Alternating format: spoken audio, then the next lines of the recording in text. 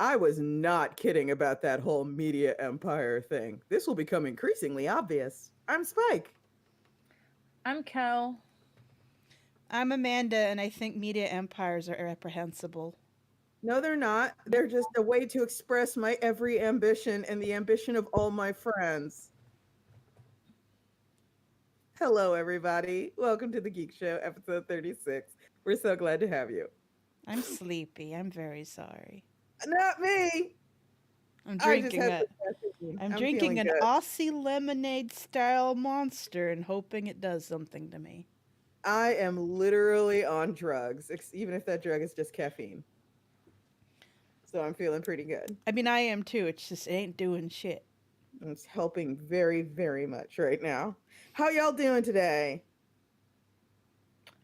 Wow, Uh, not I everybody at just once. told you I'm sleepy. I meal prepped 3 rounds of food today, and I did lots Oh, of nice apartment one. cleaning. I did lots of work. I'm a little sleepy. That's all. Oh, yeah, that's good. That's good. um, I went to the doctor today because my throat still hurts. Oh, is this spillover And from your sinus issues? that's the thing is, I thought that's what it was, or like maybe it was actually strep and they misdiagnosed it. Because as I explained to the doctor, they gave me amoxicillin, um, and then we're like, and I took that, and that took care of most of the stuff that was wrong with me. But like my throat still hurts. So, and I was like, well, it's probably just leftover from the sinus infection. So I'll wait it Mhm. out a little bit. Uh, and it still hurts now, and it's been like a month. And Yeah. I explained all that to the doctor, and they're like, all right, well, come in and get swabbed to make sure it's not strep throat. Um, and I go there and I get like the throat swab, and the nurse doing it is like, "Oh, your tonsils are really swollen." Uh-oh. It is not Uh-oh. strep throat. They're just swollen for unknown reasons. They're just probably Thanks, body. irritated. I was thinking of Thanks. you the other day, Kel, because I was watching a YouTube short that talked about how increasingly stupid the human body was because, the human body is And this it made me edited think of amalgam you. of good enough shit. And one of the good enough things that like feature prominently in the human body is like it doesn't occur to us because it's our normal, but we get way, way more colds than like any other animal. And I was like, oh shit. Yeah, Oh now yeah, that you we're think sick little freaks. It's we weird. don't you don't like fucking hear about other animals getting colds at the rates humans do. And part of that is our sinuses. Most sinuses in most animals, there's the hole in the sinus is at the bottom, so stuff can easily drain. But not us. Our sinus opens at the top, so it's very easy for things to get trapped in there. And that is because our face at one point had a snout, and now it doesn't. It got flattened. And so the hole, which used to drain out in a way that made sense, now So, no longer so does. we're brachiocephalic monkeys. We're So we're pugs. pugs, is We're what you're pugs. saying. Okay, We're pugs. We fuck our own it faces completely up. makes sense. I buy it. Yeah, a lot of it is like the brain got bigger and pushed everything forward, and then our face got flatter and pushed everything backward, and now our sinuses are fucked up, Rip. and no other animal gets colds. Like if you're out and about as a human, it's really not that unusual to get like 2, 3 colds a year, and like no, that's just us. That's not everyone. Um, yeah. So the nurse was like, "Oh, your tonsils are really swollen," and also before the test, she was like, "Have you been tested? They gotten your throat swab for strep before?" And I was like, "Yeah, I used to get it a lot as a kid because my tonsils are big." And Just in the way. Yeah. so yeah, they're just in the way. I'm kind of like, wish I got them removed as a kid. Yeah. The I thing know is, that like yeah. I think that has like fallen out of vogue or Oh yeah, whatever. yeah. There, I was We about to don't do say it as much. there Yeah. are vogues and sort of there are trends in medicine, and one of the trends in medicine that has fallen by the wayside is almost routine tonsil removal. And they used to just people would be sick, they'd go in, and their tonsils would be swollen because they're sick, and then the doctor would look down their throat and be all like, I guess those got to come out because they're real big. And it's like, well, no, that's going to happen when you're sick. Your tonsils are going to get big. That doesn't Well, mean so like as a kid, I remember the pediatrician being like, "Well, your tonsils are real big, but they're always really big, Mhm. so Yeah, that's just I'm you. gonna be more careful." Yeah, that's your Oh And I man. relationship feel with your like tonsils. if I was a little bit older, they would have just taken them out. Speaking of Mhm. doctors, uh so I'm finally on Medicaid, and I'm just waiting for the Woo. state to send me information about the plan and doctor. And the moment I get that info, I'm going to finally make my ADHD test schedule, because I've been having a very mundane experience that pushed me from, I think I probably have ADHD, to, oh no, I have Mhm. ADHD. And it's the littlest, silliest thing. Yeah. I've been struggling to make ice. How does one struggle to make ice, Well, Amanda? my mom got me this for Christmas, a iced coffee maker.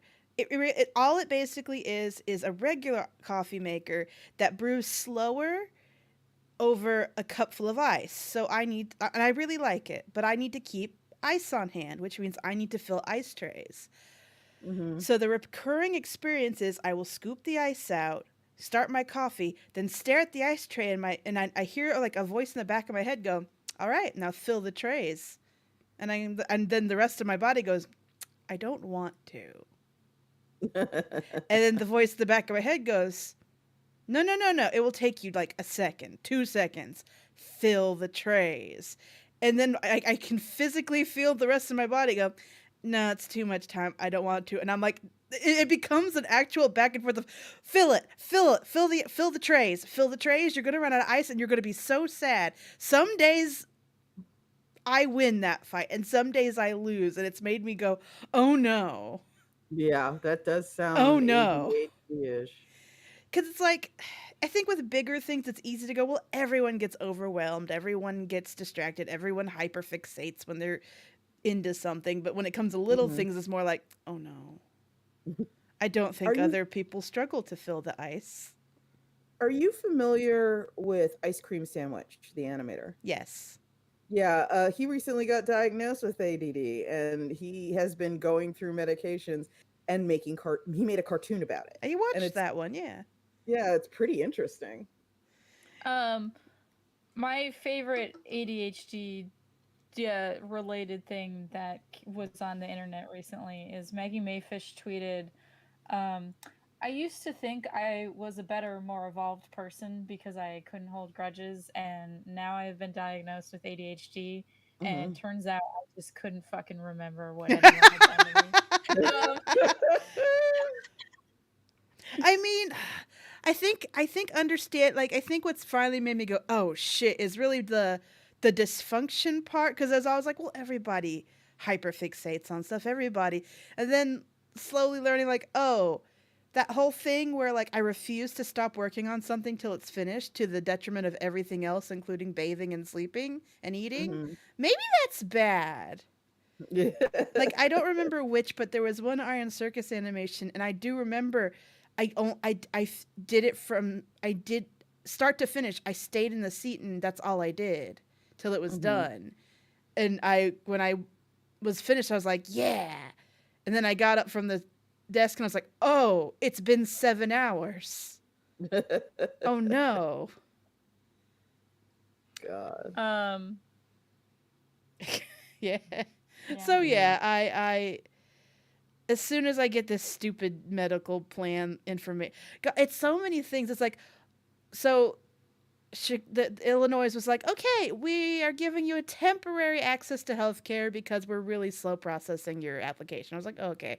Then like, Mhm. congrats, you now you have been qualified for Medicaid. Okay, cool. When do I see a doctor? you have to enroll in a plan now. It's like, wait, is Medicaid not the plan? No, it is not the plan. Mhm. I have to now wait for a list of plans that I might qualify for, and then I Mhm. can see doctors. And it's like, nah. Like, I can see Yeah. doctors in an emergency, but like, that's about it. But it's coming. You've got Yeah. it figured out. You're on your way. Yeah, but now that I'm like, I'm 100% sure I am broken. Please put the Yeah. silly hat on my head. Help me figure this out. Yeah. Yeah. And it's good that you're getting help because, I mean, not that's yet. I'm not. well, you've started the process. You've kicked it off. God, it Whereas does I'm make just here wondering, like, how complicated would it be to convince a doctor to remove my tonsils as an adult? Well, I mean, if you go in and you advocate for yourself and you list the Yeah. rational reasons, it's like, does it interfere with your breathing? Can you like feel them when you're just walking around? Well, right now because they're swollen, but not Uh-huh. usually. Okay. I guess Because So you could the make the general argument it's corrective instead of elective. yeah, the general argument these days, I think, is if you can live with it, your best bet is to have as little surgery in your life as possible. If you can't live with it, then it's something, you can talk yeah. about. But if it's bearable, Doctors will then remove a lot of things Also if you hassle on them enough. yeah. on the disorder thing though, Oh shit! I'll be Amanda, I right back. remember. I forgot. There's something in Never my mind. oven. I'm an idiot. I'm sorry. Oops. Talk about ADHD. Mhm. Forgetting about things in the oven. Um, uh, how are you, Spike? I'm doing great, Kel. Thanks for asking. I'm doing fucking fantastic. You don't have any medical problems at the moment. Oh, I'm fat. I'm a fat fuck. But other than that, I'm doing great. That's not a medical It problem. absolutely is. Obesity is literally a disease. But I'm doing amazing. I'm doing incredible. Uh I'm I'm having one of those moments where it was very difficult to ever see this day was in my future when we were struggling towards it and having all of Okay, those I'm back. meetings. I do realize now that the oh my gosh, there's something in my oven I forgot about was a very funnily timed joke, but it was real. Okay. But yeah, just now it's like here's the thing. Okay. This is a thing that has like fucking defined my life, and Oh. it's something that I do not have biological children, and it is very unlikely I ever will. But if I did, my whole sort of attitude would be like to weekly take them aside and be all like, okay, here's the deal. The world is full of people, including your friends, people who identify as people who are your friends, who kind of just straight up don't want you to succeed. And that's just the fact. Because the thing is, everybody at the end of the day has a little bit of egotism in them. And everybody at the end of the day kind of is comforted by being around people they consider their equals on some level.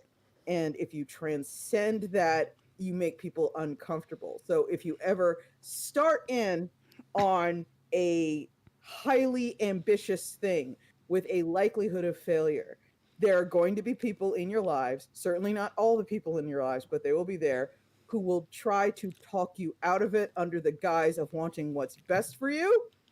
And those people can go fuck off. And it's really important you understand what this is when you see it, because the sooner you recognize that this is going to be a feature of your life, if you try to do large things, the better off you're going to be, because you can be like, oh, that's what that is. I'm confused. I'm trying to connect the dots Okay. between the conversations. Yeah, I am just idly thinking of Spike is just thinking about her haters, as no, usual. here's the thing. That's the thing though. It's like it's important to note the friend aspect, because everybody, let's take it way back. Let's take it back to IRC. but no, okay. No, let Spike, me though. do this. Let me do this. Back to IRC. We'll humor you. Like webcomics was still incredibly disreputable. Nobody fucking knew what a webtoon was. Everybody was all like, you're in webcomics because you can't get into air quotes real comics and blah blah blah. So this is the scene that is currently being set.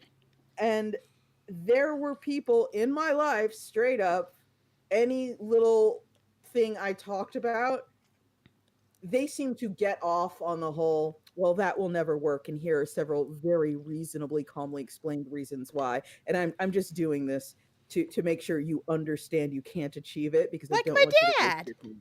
Yeah, yeah, people like that. Exactly. So you get it, Amanda. And back then, I honestly bought the line that they did that because they cared. No, they don't do that because they care. No, I mean, yeah. I try to So, keep it realistic with people because I care. well, yeah, I mean, keeping it realistic is one thing. Literally discouraging you from even trying to do things every single time you bring it up is another. And that's fair. Counterpoint. Because, Counterpoint. well, just let me just Some this okay. one thing though, the one thing though that actually kind of it was the break because there's like the crack in the foundation, which is like sort of made me understand. It was when I'm sorry, I'm taking it so far back right now. It was when I did my first crowdfund ever, and crowdfunding predates Kickstarter. Oh Everyone, yeah, in the 80s. stop it. And I put up a PayPal tip jar on my website, taking my life in my fucking hands. And I basically said, "Hey everyone, so I'd love to print the first volume of my stupid ugly webcomic.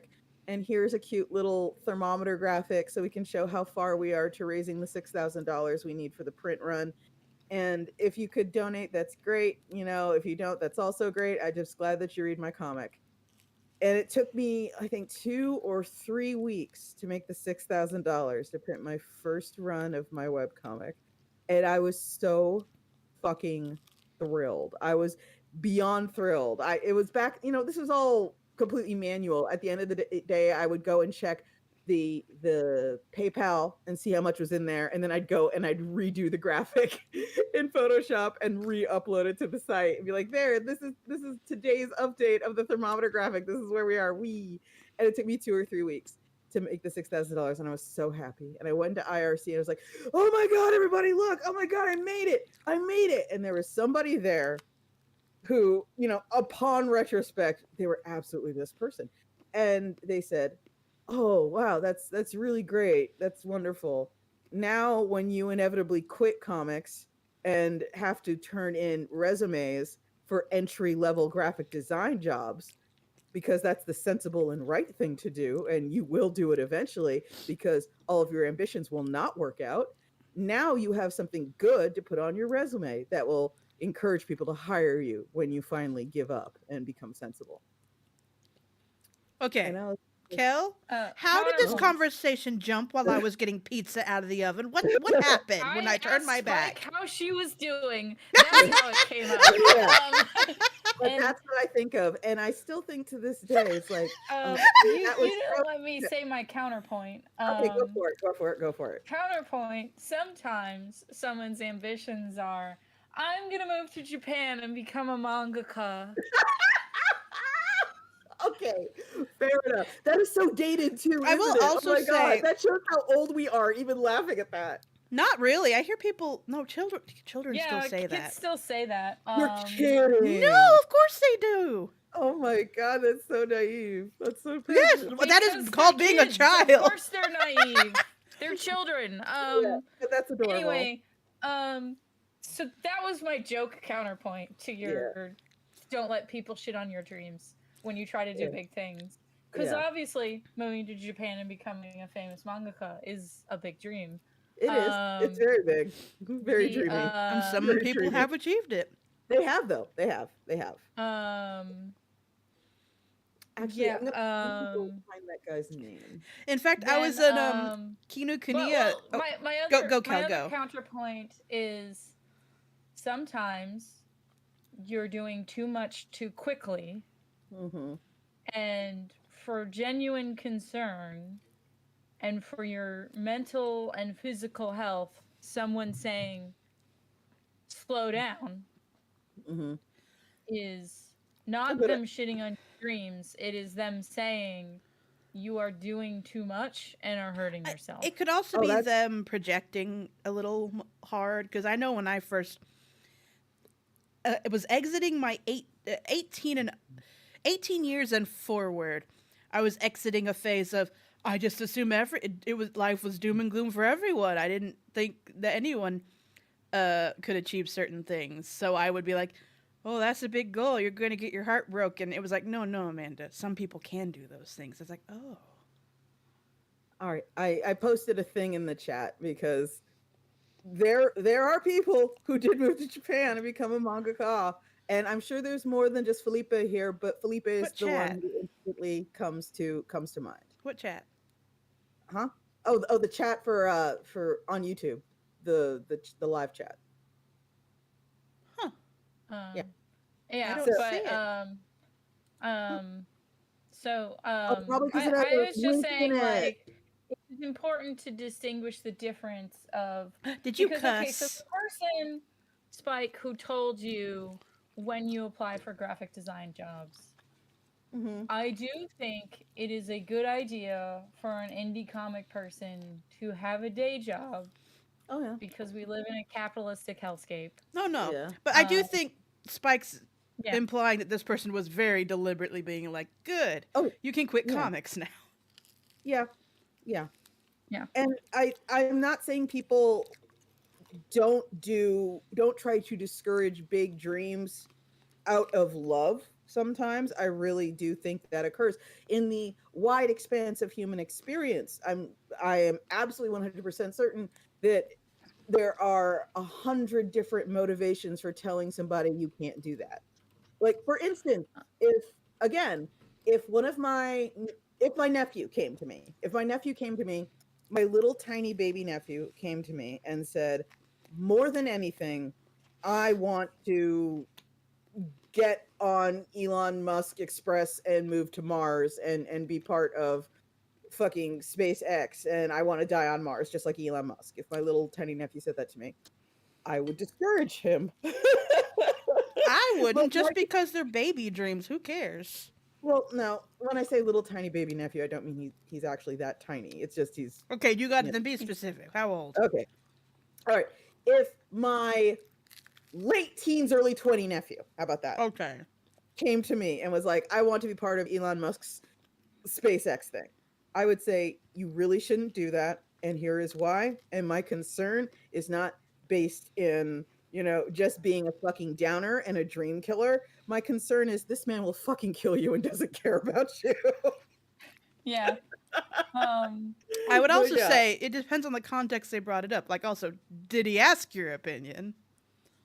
Well, see, I'm just again, saying, because everything get you're it. saying is something they could have heard before, and they're like, "Oh, okay." Yeah. I'm sure that if they did hear it before, this would also bounce off of them because 19 to 20 to 25-year-olds, they have, they think they're fucking invincible, a lot of them. Oh, I know. So I'm yeah. just saying, sometimes there's a time and a place to give your opinion on stuff. Yeah, I'm just saying. And there are people who, when they say stuff like that, they do actually care about you. Like the thing I cited, that if I had a little baby nephew who wanted to try to sit on top of a rocket and go to Mars at Elon Musk's behest, I would attempt to discourage him because I care about him. Or let them. Absolutely. Life experience. Go get your Amanda. heart broken. Amanda, no, get your go die on Mars. Die on Mars, basically. Yeah. Go meet your hero. Be disappointed. It's good for you. But like example, Spike, if you said, all right, jumping straight into making another animated thing, I would be like, well, let's finish / see if Lackadaisy gets picked up and pans out and is more successful than just the pilot first. Well, Kel's over here just fucking taking the entire tin of beans and just spilling it everywhere. But, listen, it's already announced that the pilot exists. Yeah, everyone knows the yeah, pilot but exists. Not a secret. Like, Kel, we don't call it the pilot. I thought it was labeled that. Spike, it has been Well- called that publicly before. Yeah, but it's Yeah. like, here's the thing. Lackadaisy is the fucking animated equivalent of haha, just kidding, ... unless.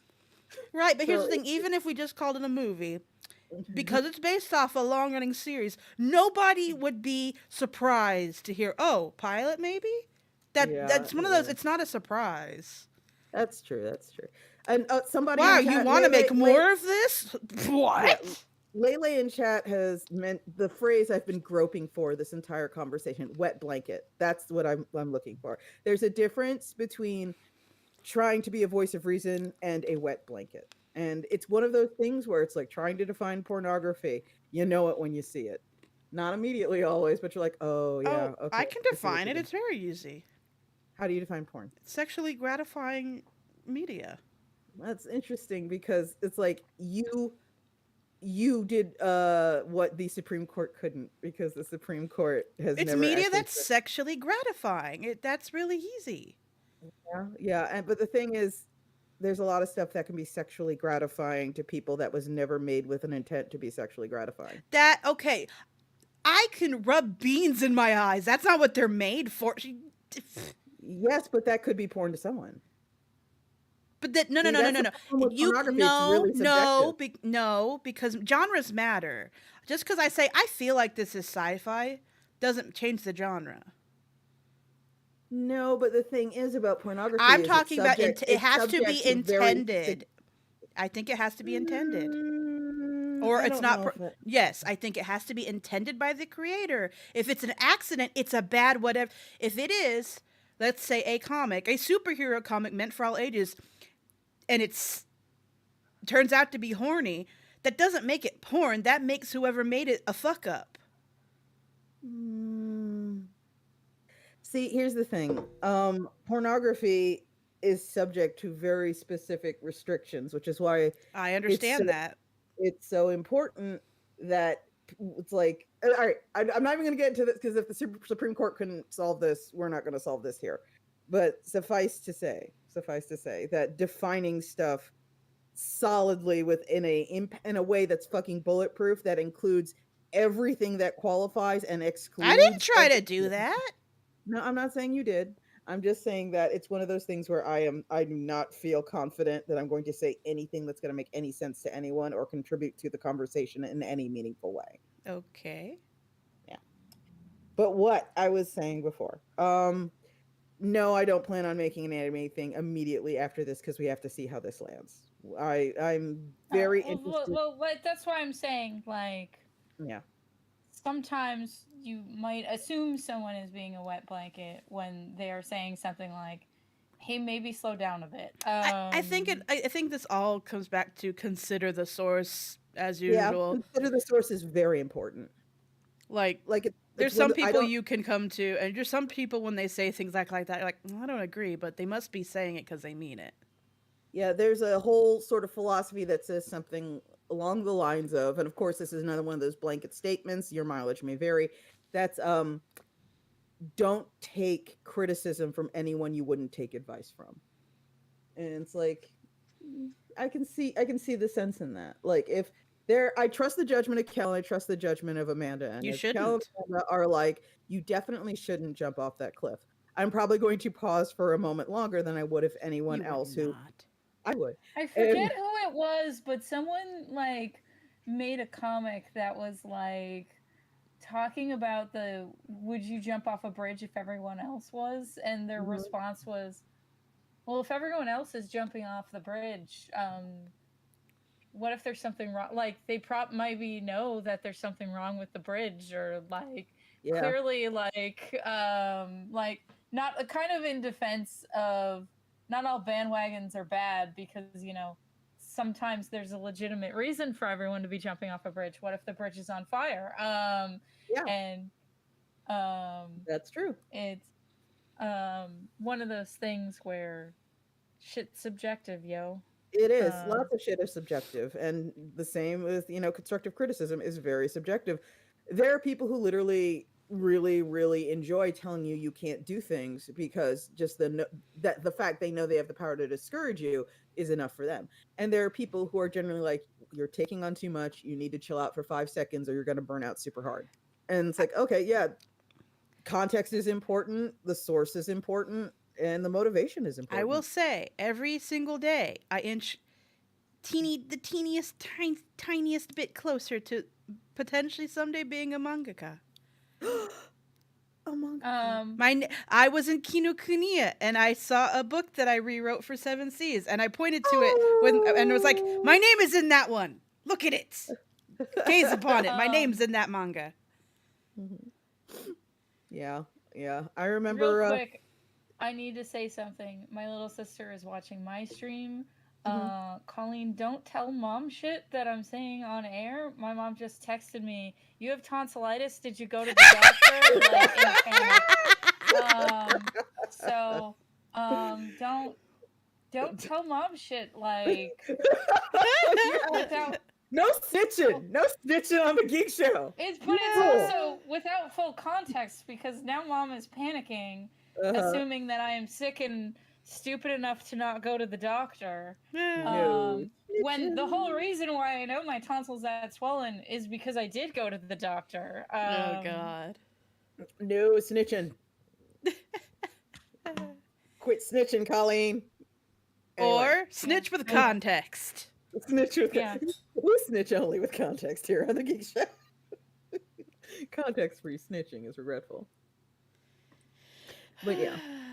Oh, and Garrulous Monolith here is saying, if I recall correctly, the reason the "I know it when I see it" quote regarding pornography happened both because of people trying to label Mapplethorpe as dangerous porno, and the judge disagreeing that any sort of nude bodies is porn. Yeah, that's kind of part of what I'm thinking of too. I'm also thinking of during the Bush administration, there was the W. Bush administration. There was one of his officials who literally fucking Taliban style didn't like the statuary in the hall where he gave his press reports. So he had like a sheet thrown over one of the Neo-Greco-Roman statues in the hall because I think she had like a titty out. And I just remember thinking, this is horrifying. This is how it begins. I'm gonna go get another slice of pizza. I'll be right back. I crave the za. Also, that was not intended as pornography, but it was interpreted as pornography. I'm just thinking about tiny children saying, "I'm gonna grow up and be a mangaka in Japan," which is possible.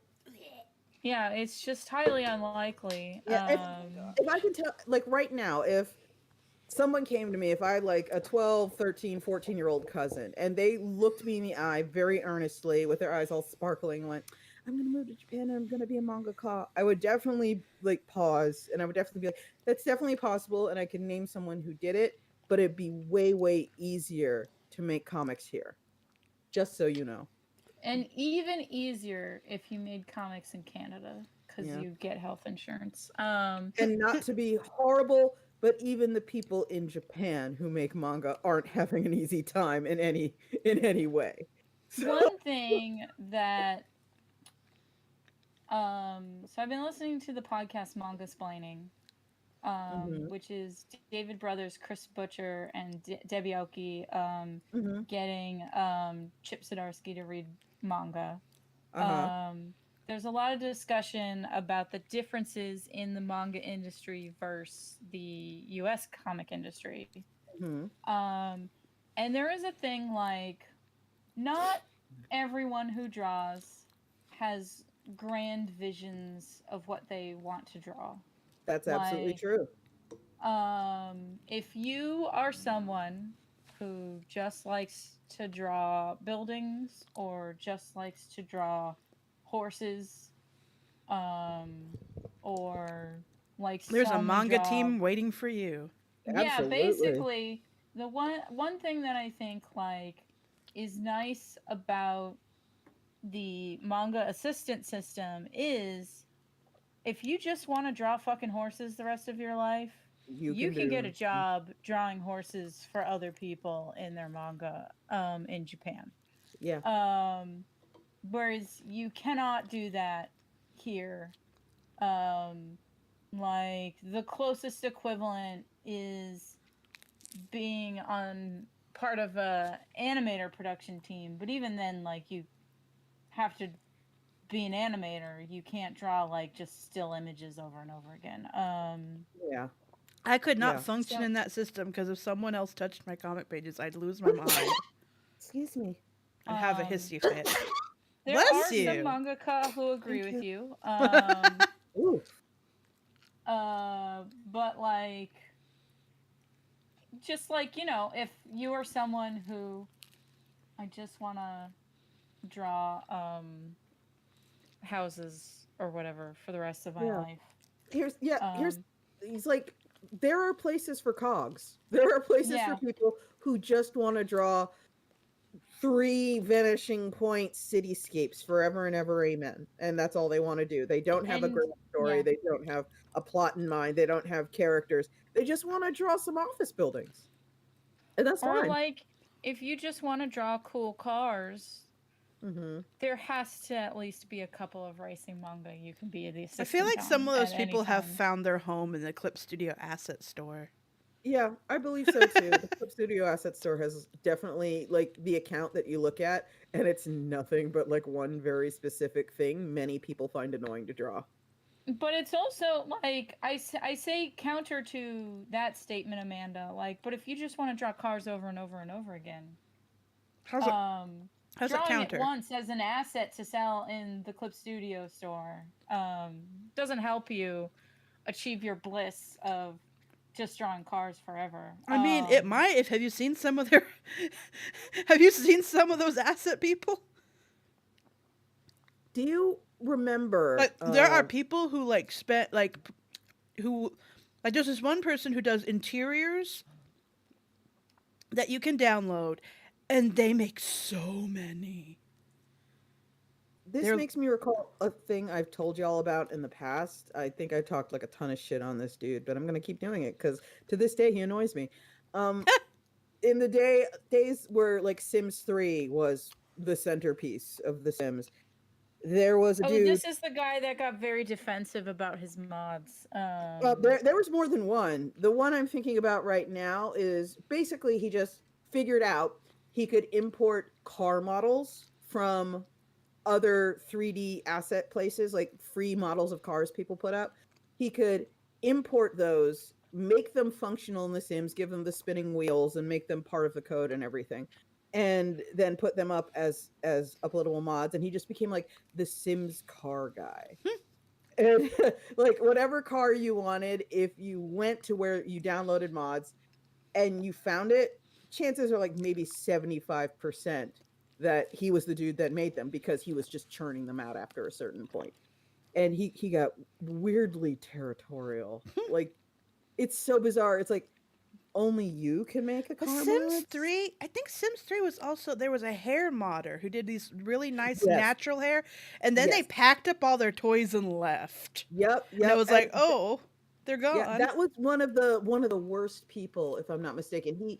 There were before Sims 4, you'd never know it now. Before Sims 4 and before frankly the latter quarter of the shelf life of Sims 3, it was a fucking nightmare trying to find kinky hairstyles like afro puffs and dreads that looked halfway decent. It was very, Mhm. very hard. And there was one guy who did it really, really well. And they were really possessive about it. It was Yep. kind of like, and if I'm not mistaken, I could be thinking of a different person, but if I'm not mistaken, what ends up happening is like they had a lot of rules about how Yep, you could yep. use their hair. You And had like you got this readme, and in the readme were all these things you had to by using their hair. This you agreed to these terms. you can't screenshot it without giving them direct like credit under every screenshot, like hair by so and so, and you couldn't use it in any video drama you put together or something. Like they were just really controlling and bizarre about it. And people broke their rules, so they decided to take their downloads away from everyone. And so there's this black market in Sims 3 dreadlocks that people put on like file upload sites, and they were fucking frothing about it. And it was just so fucking stupid. It's so fucking stupid. It was, yeah, it was just so dumb. So fucking dumb. Yeah, I remember I didn't have access to the underground Sims black market, so when they took their stuff and went home, I was like, "Oh, Yeah. It was just really I lost a source of hair." yeah. But some people are really fucking weird. I don't even know how we got on this, but some people are really fucking weird. Who knows how we get anywhere? I know, right? We just sort of let the conversation happen. I'm That's the just sitting here beauty of it. eating pizza and slowly waking up. Yeah, I'm snorting slightly because I sneezed a bunch. Uh, Now I have a slightly drippy nose, but other than Get that, over I'm it. trying to not. I'm trying to not make it too anesthetic. gross. Yeah. Thank Gross, you. gross. Thank you. Nasty. Um, I'm so Hmm. tired. I'm so sleepy. Oh, I'm sorry to hear that. It's my fault. Yeah, are you fucking with your own sleep cycle again? No, I just front loaded my day. Yeah. Like I said, I meal prepped 3 meals. Yeah. I gotta make some curry. That was the plan today. I never got around to it, but I want to make just like a big pot of Japanese style curry, and then that'll go in the fridge, and we'll eat that for like 3 or 4 days. Hmm. That's the plan. uh, Got some ground beef on sale. I have ice cream. I want That ice sounds cream. good. Gib. Wait, the corner store has the ice cream I like now. There you go. Yeah, it's like a Good. 1 minute walk. It's actually God really, smiles. God smiles. it's actually really, it's really Oh, bad. what is it? Yes, because it's like a How- 1 minute walk. Oh, They have my favorite yeah. flavor fully stocked now. Yeah. I could just get it and then go back and get more and then go back Mm. and get more. Yeah, I remember when there's a Japanese restaurant that opened very close to where I live, and we were like, "Oh, hey, Japanese restaurant," and we ordered from it the first time, and it came, and I ended up getting ramen, and the broth was so silky and rich and incredible and porky, and I remember just thinking to myself, "I'm never gonna be skinny again. This is it. Now this is walking distance from my house. Like literally the best ramen broth I've had in my entire life is walking distance See, from my house. my life It's hack. over. It's over. My life hack? Hmm. Don't have money. Yeah. Oh god, yeah, yeah, yeah. But it Uh, doesn't help that it's there. Yeah, I don't keep sweets in my apartment at all Hmm. same. because my Yeah. thing is I actually don't like sweets that much.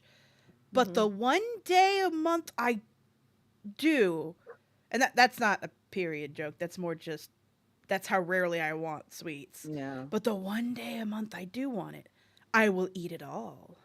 Yeah. There's a there's a Yeah, thing there's I don't keep chips in the house because hmm if I get hungry and there's chips in the house, that's doesn't matter Slorp. like that I should make myself dinner. I'm just having gonna chips. eat chips. I'm gonna eat this bag of chips and Yeah, that's it. I have sort of turned into the kind of person now where if I want, first of all, just FYI, I like the taste of fake sugar better than the taste of real sugar. So I You really freak. I love diet sodas a lot. Ugh, They're my that- favorite. I love the taste of fake I sugar. don't know how And to explain it, but those sugar substitutes taste like headaches. yeah, Now, they don't but give me headaches. That's just what they taste like. Bless you. I don't know what's happening. Sorry everyone. Anyway, I used to do the thing where I would go on Amazon and, if I went to the 7-Eleven, uh, let's say the soda would be 250. But if I bought it in a 24 pack on Amazon, they'd be like $1.25 each. And I'd be like, "Oh, wow, that's so much more sensible. I'll do that." And I can't do that anymore because Chug, everybody, chug, I chug, am chug. middle aged now, and I'm pretty sure, Garrulous Monolith, thank you. Uh, I'm pretty sure I fucked up my digestive tract because when you have a 24 pack of your absolute favorite sody in the house and you just are going about your day, you drink like five. And then one day you're in your 40s and you drink a soda and your stomach just goes, "No!" Spike, I have unfortunate news. Yeah. That can happen even if you don't drink your sodas. Yeah. You can Yeah. only And drink like one a month, and then one day you drink one, and your body says "fuck you." yeah, and that has happened to me and I honestly believe the volume that I was working at had something to do with it. Primarily because I've stopped doing it, and then if I have one, I'm fine. And if I have two, I'm fine. But if I go for like a third in a 24-hour period, then my stomach is like, bitch, I thought we had this conversation. And so I absolutely, my favorite flavor of soda, and it's utilitarian in the mix too, so hooray, is Peachy Keen. Ultra Peachy Keen is the flavor name of Monster, which tastes like peach ring gummy candy in liquid form, and it's caffeinated, and Well, so it's yes, it great. is a monster. It's fucking amazing. It's my absolute favorite flavor of soda. And I was going through 2, 3 a day, 4 a day sometimes. And now my body is like, no, you fucking don't. Sorry, Layla in chat says, what I'm hearing is a reprise of Gather Ye Rosebuds, Soda While You May. Yes, exactly. Gather ye rosebuds while you may. Enjoy that soda until your body like sits you down one Yeah, day and goes, you I've can't do this mentioned it anymore. before, but one of my, you read about the symptoms online and you go, wait a second. One of those, oh, you might have ADHD if you drink energy drinks and they just help you focus, but they do not wake you up. That is Mm-hmm. the slippery slope I end up down where it's like I drink one and it feels like it Mm-hmm. doesn't do shit. So I drink Yeah. two. It doesn't And do shit either, but I'm concentrating. So then I drink three. Now I'm finally awake, but now it's like, oh, now I'm too awake. mm-hmm. But then I go take a nap. It's like, what the fuck, man? Yeah. Yeah, I've actually switched over just for efficiency's sake. Caffeine pills are extremely inexpensive, everyone. Yeah, I see myself abusing those. I can't have caffeine that's that easy to imbibe. I'm scared Yeah. of it. In the morning, I wake up, I have a big like thing of tea or water, and I just have a caffeine pill. And unlike sipping on a coffee or a soda or whatever, it hits you all at once. So even if I haven't upped my dosage or anything, I just take one pill every morning. And there's absolutely a minute where it feels like someone flicks the on switch for me. And I'm like, okay, ready to That go. is why I like my little iced coffee maker. It makes one rather large cup at a time, and it feels like a treat, even though it's really Mm, just coffee that's cold. yeah. And I sip it, and it is nice, and I sip it slow, and I get my caffeine. But because of all the prep work, you have to put the ice in it, and you have to make sure you have ice. It's less likely that I'm going to keep, because can only make one cup at a time. Uh-huh. My problem is if I make a full pot of coffee, I will just chug it all. I'm very Mhm. scared of having access to a bottle full of caffeine. It's just about, you just one. Just one. No, that ain't how I work. That ain't how I do. This is why I'm not allowed to like try hard drugs. Yeah. I know me, Yeah. And especially you if do they help my productivity. Goodbye. and if you look and you live in Chicago now, so if you wanted, you could go and you could re-up on THC and That is completely different though. oh, okay. All right. It's different Here's from the thing. Yeah, caffeine. yeah, it's very here's the thing. You can't really OD on weed. True. Um and if you do it too much, you just go to bed. Yeah. Whereas if I take too much caffeine, I can, I could have heart palpitations. Yeah. Alan Lord, by the way, is thanking me for recommending Ultra Peachy Keen. Yeah, isn't it fucking delicious? It's so delicious. And Also, I had caffeine does things to your I guts. usually like the Ultra Zero oh, ones. Ultra Peachy Keen is so fucking good.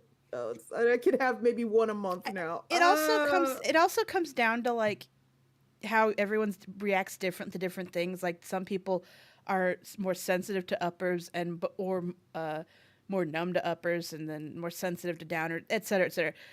I can partake of downers like alcohol and weed because I'm such a lightweight and they kind of put me out of commission so quick that like I really don't have to do much at all. So it's like I'll vape a little and just be like, I'm good. I'm great. I'm where I need to be. Whereas like I have such a resistance to anything that's a stimulant that I take a lot or drink a lot and but and I have such a resistance now to actually get the effect. It's like I have to imbibe unhealthy amounts. Yeah. Yeah. But there's other people I know who are the flip from that. Like they're extremely sensitive to caffeine. You like drink a coffee next to them and they're like wired for days, but they do not seem to respond to alcohol at all. Yeah. It makes me think about a comic I once read where the ultimate sign of someone's complete fucked upness was they slammed an entire thing of Red Bull, like a big jug of Red Bull, and then immediately fell asleep. Oh And yeah, I do that. another character's like, "How the fuck are you doing that?" And I was like, "Oh shit, I do that a lot." Is that a problem? Is that bad? Perhaps Spike also has the ADHD. I doubt it, but it's probably about acclimation. I have this thing where I'm incredibly good at initiating dependence, but really Mm. shit at Oh, maintaining addiction. Kel, did Kel drop? Cal, if you're talking, we can't hear you. No, Kel's picture dropped. Yeah, they dropped. They dropped from the call. Uh-oh.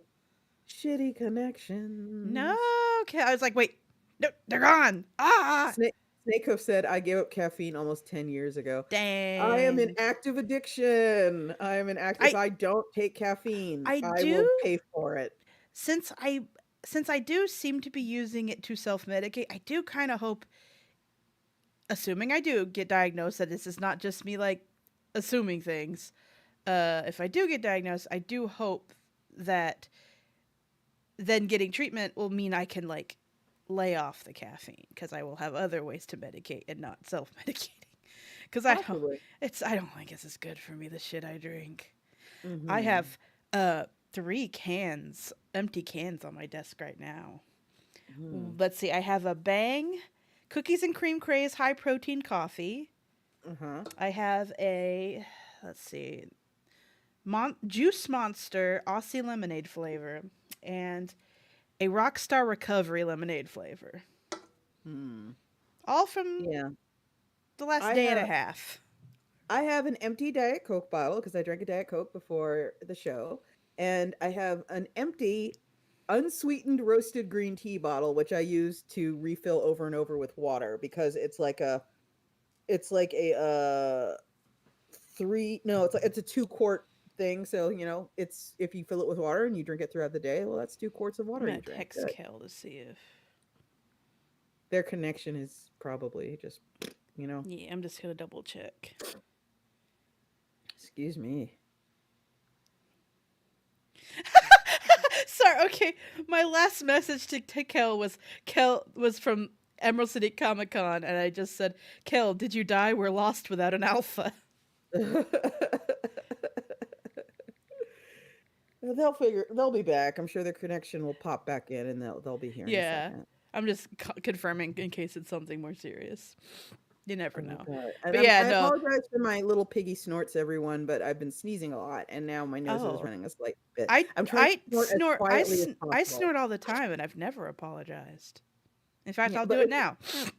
Yeah, it's not pleasant to listen to, but I'm just saying, I've never apologized. Sorry, you've been hearing me have my little dainty sneezes. Spike, I haven't been noticing. I don't know. I smooth over your nuances. By the way, yes.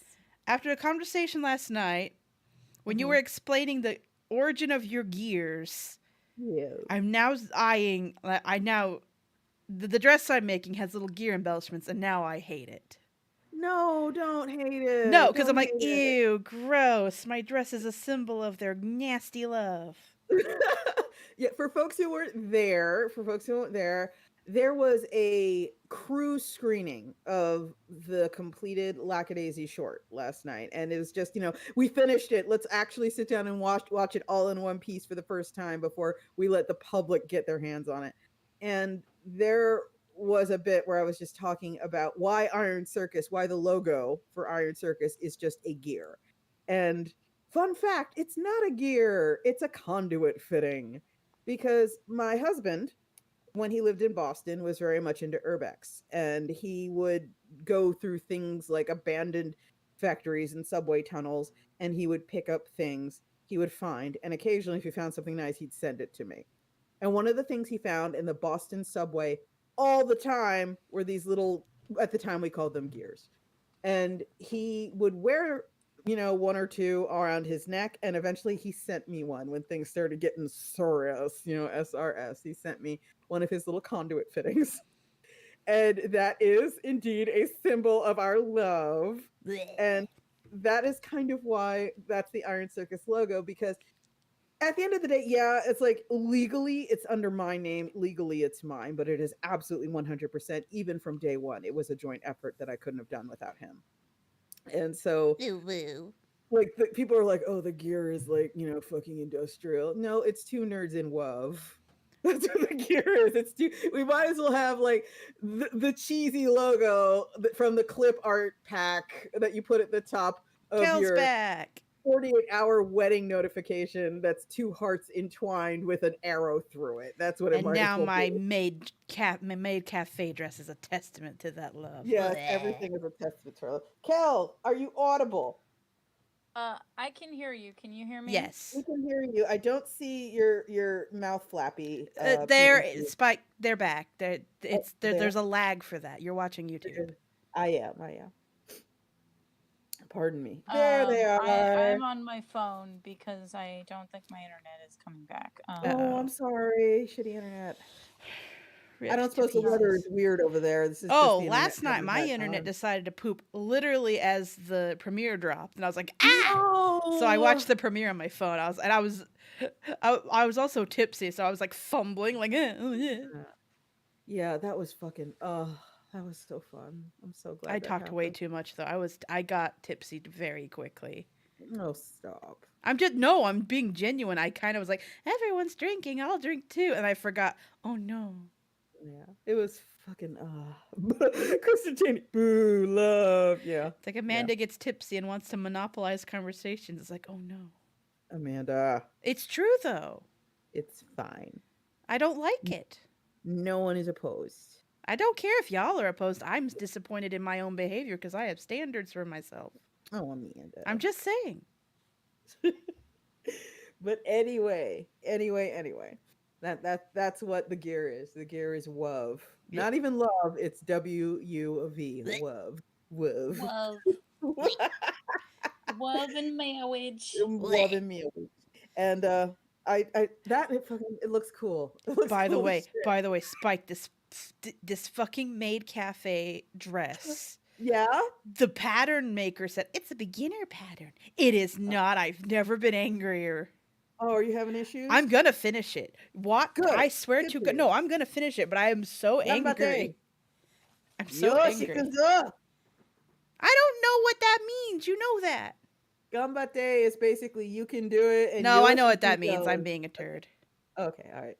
But yeah, you can do it. You can absolutely do it. No, I Fucking will. It's just going to be endeavor, fucked motherfucker. up. Yeah.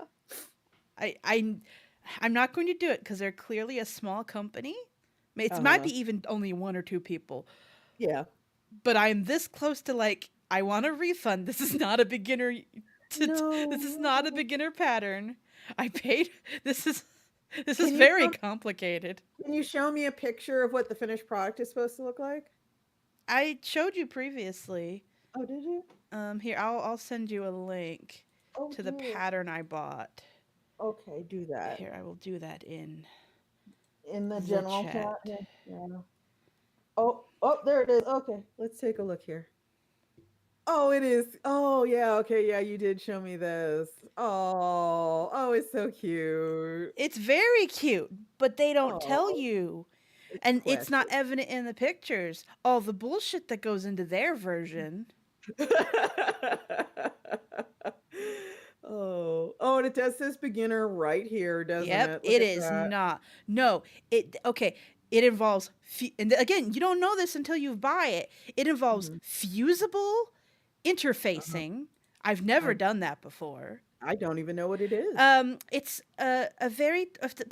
basically it's a very, depending on the type you buy, it's something you adhere to your fabric and sew into it that makes certain pieces stiffer, like a collar or a cuff.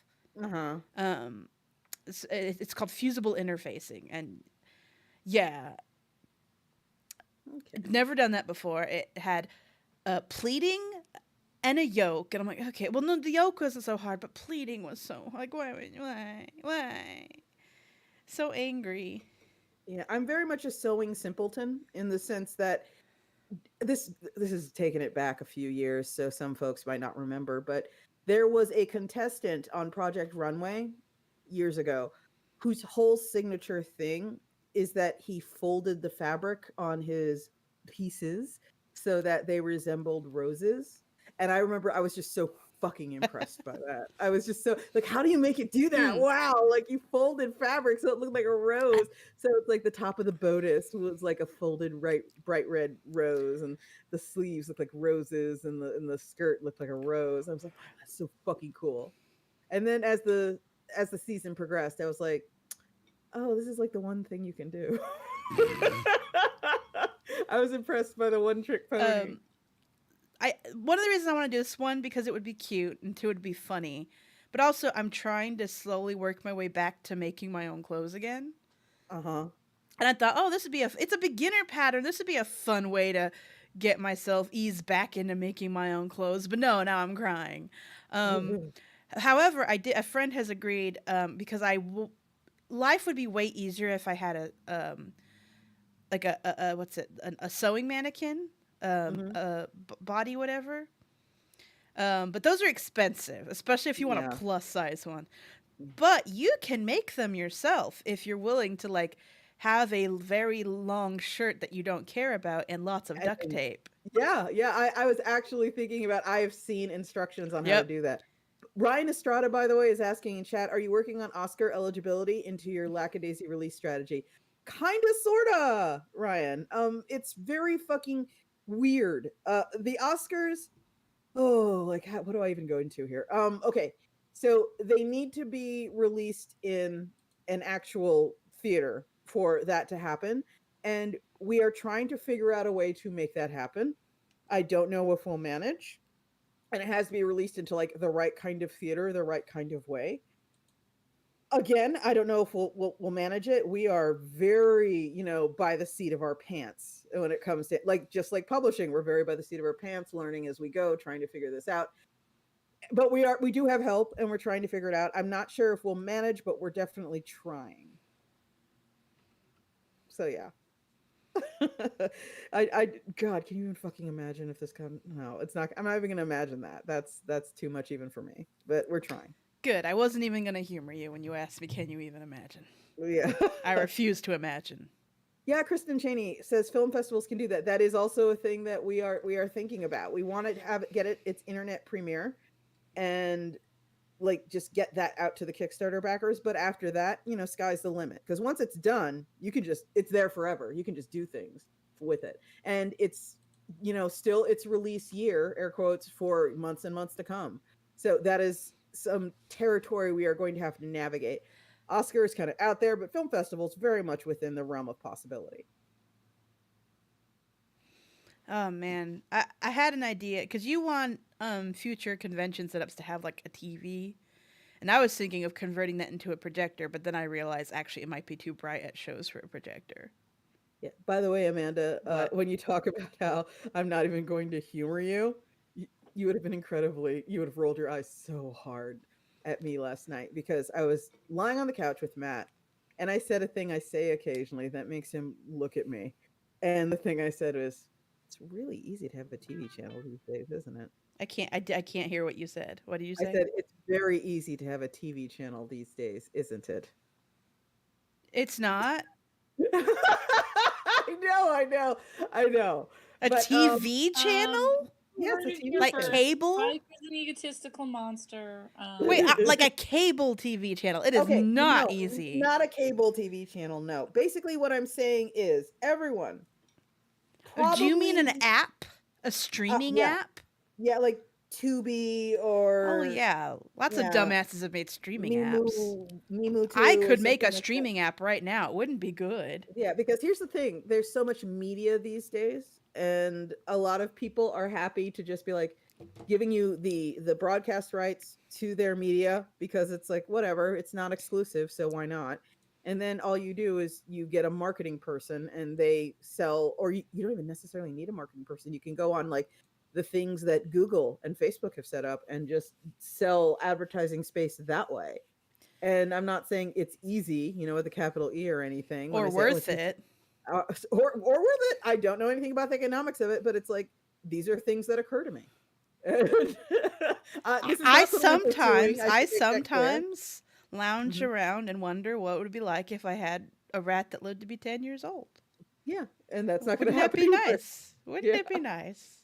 Yeah, I am not sitting here going, this is a thing that's on the to-do list, trust me. But I just do notice that. Like, maybe I'd like the idea in a couple years of selling Lackadaisy to these streaming services. That sounds like a pretty good idea.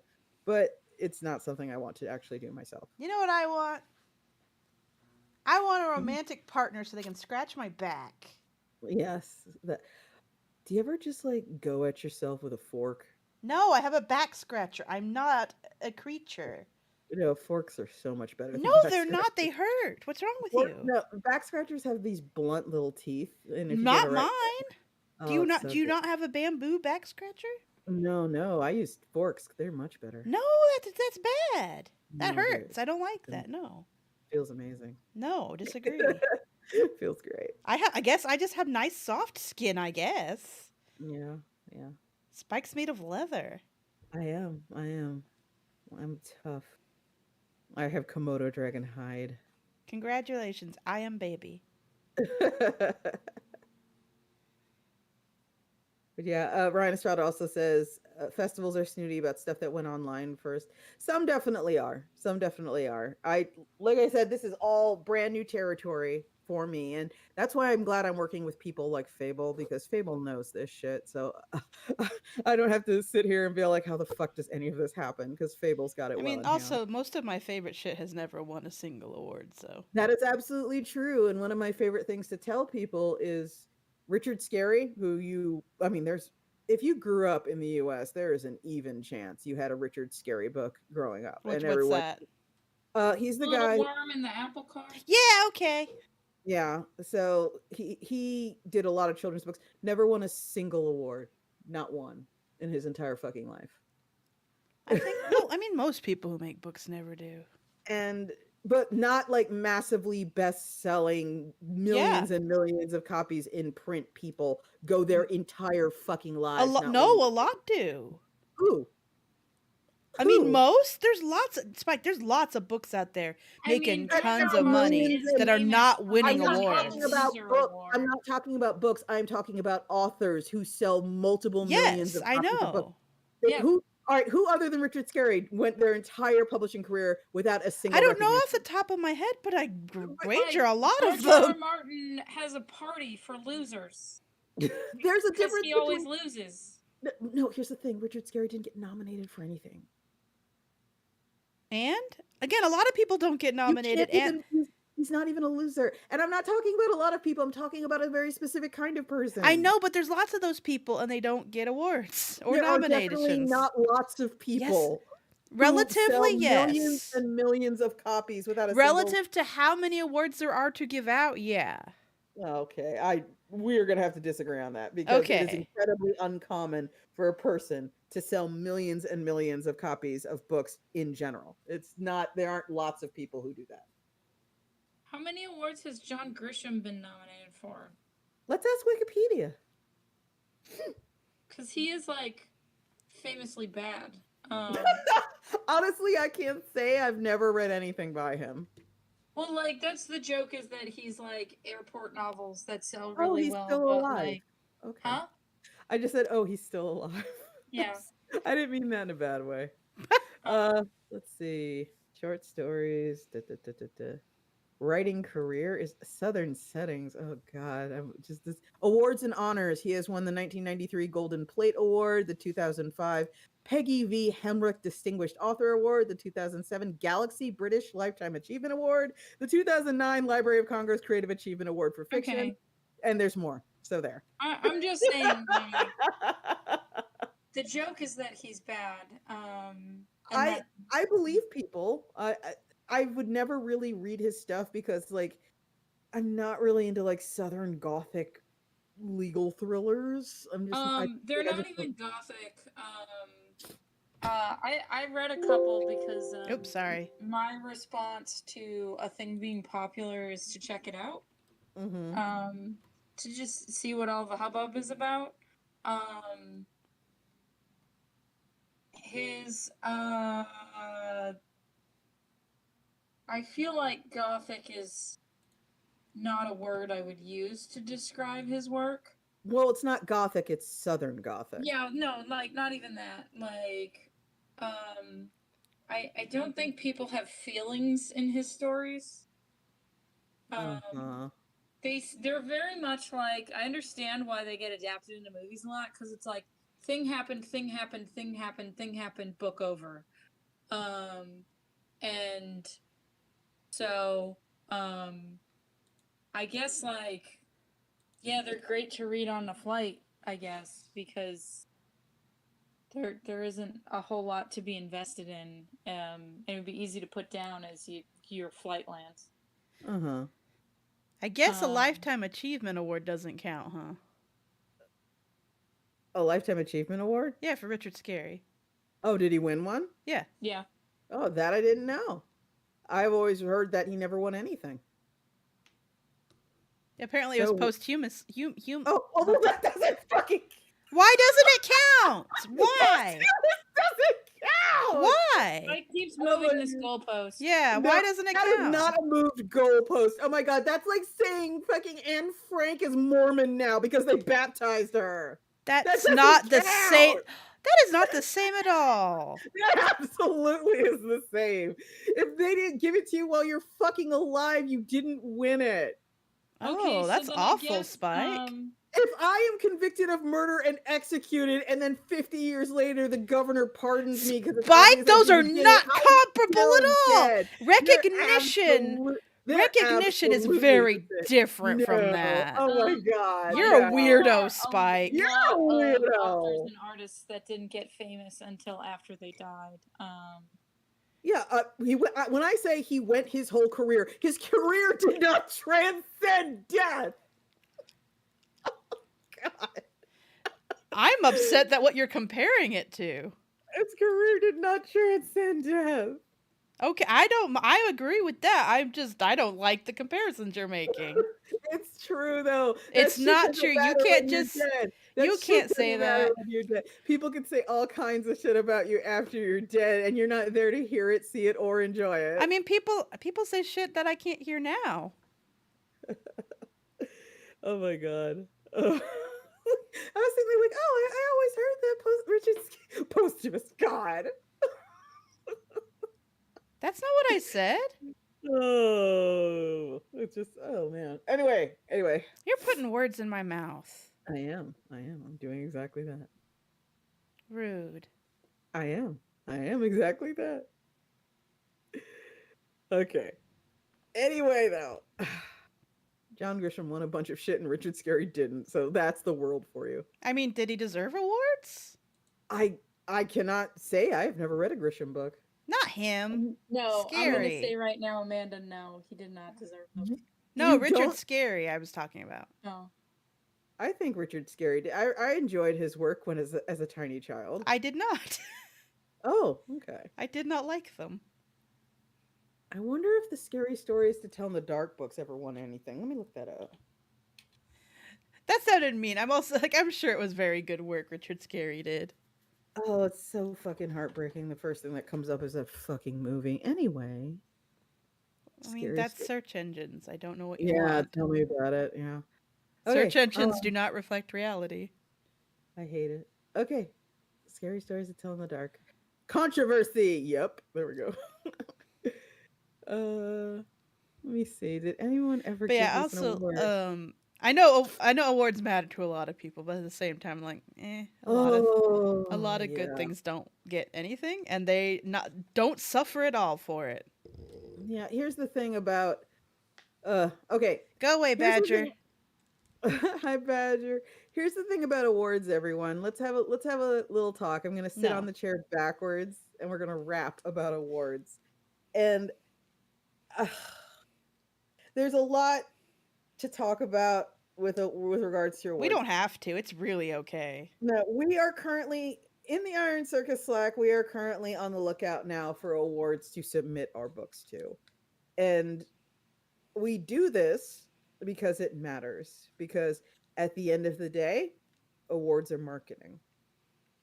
And people will consider putting your book in their library or buying your book if it has an award attached to it of significant renown or award they've heard of.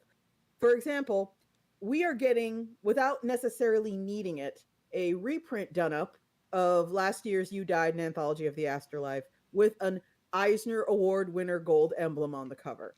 And there will definitely be people who will stop and consider it just that little bit longer when we say, would you like to look at our double Eisner winning anthology? And people, oh, double Eisner, shit, yeah, I'll take a look. And they would have walked by if we just said, would you like to take a look at our anthology?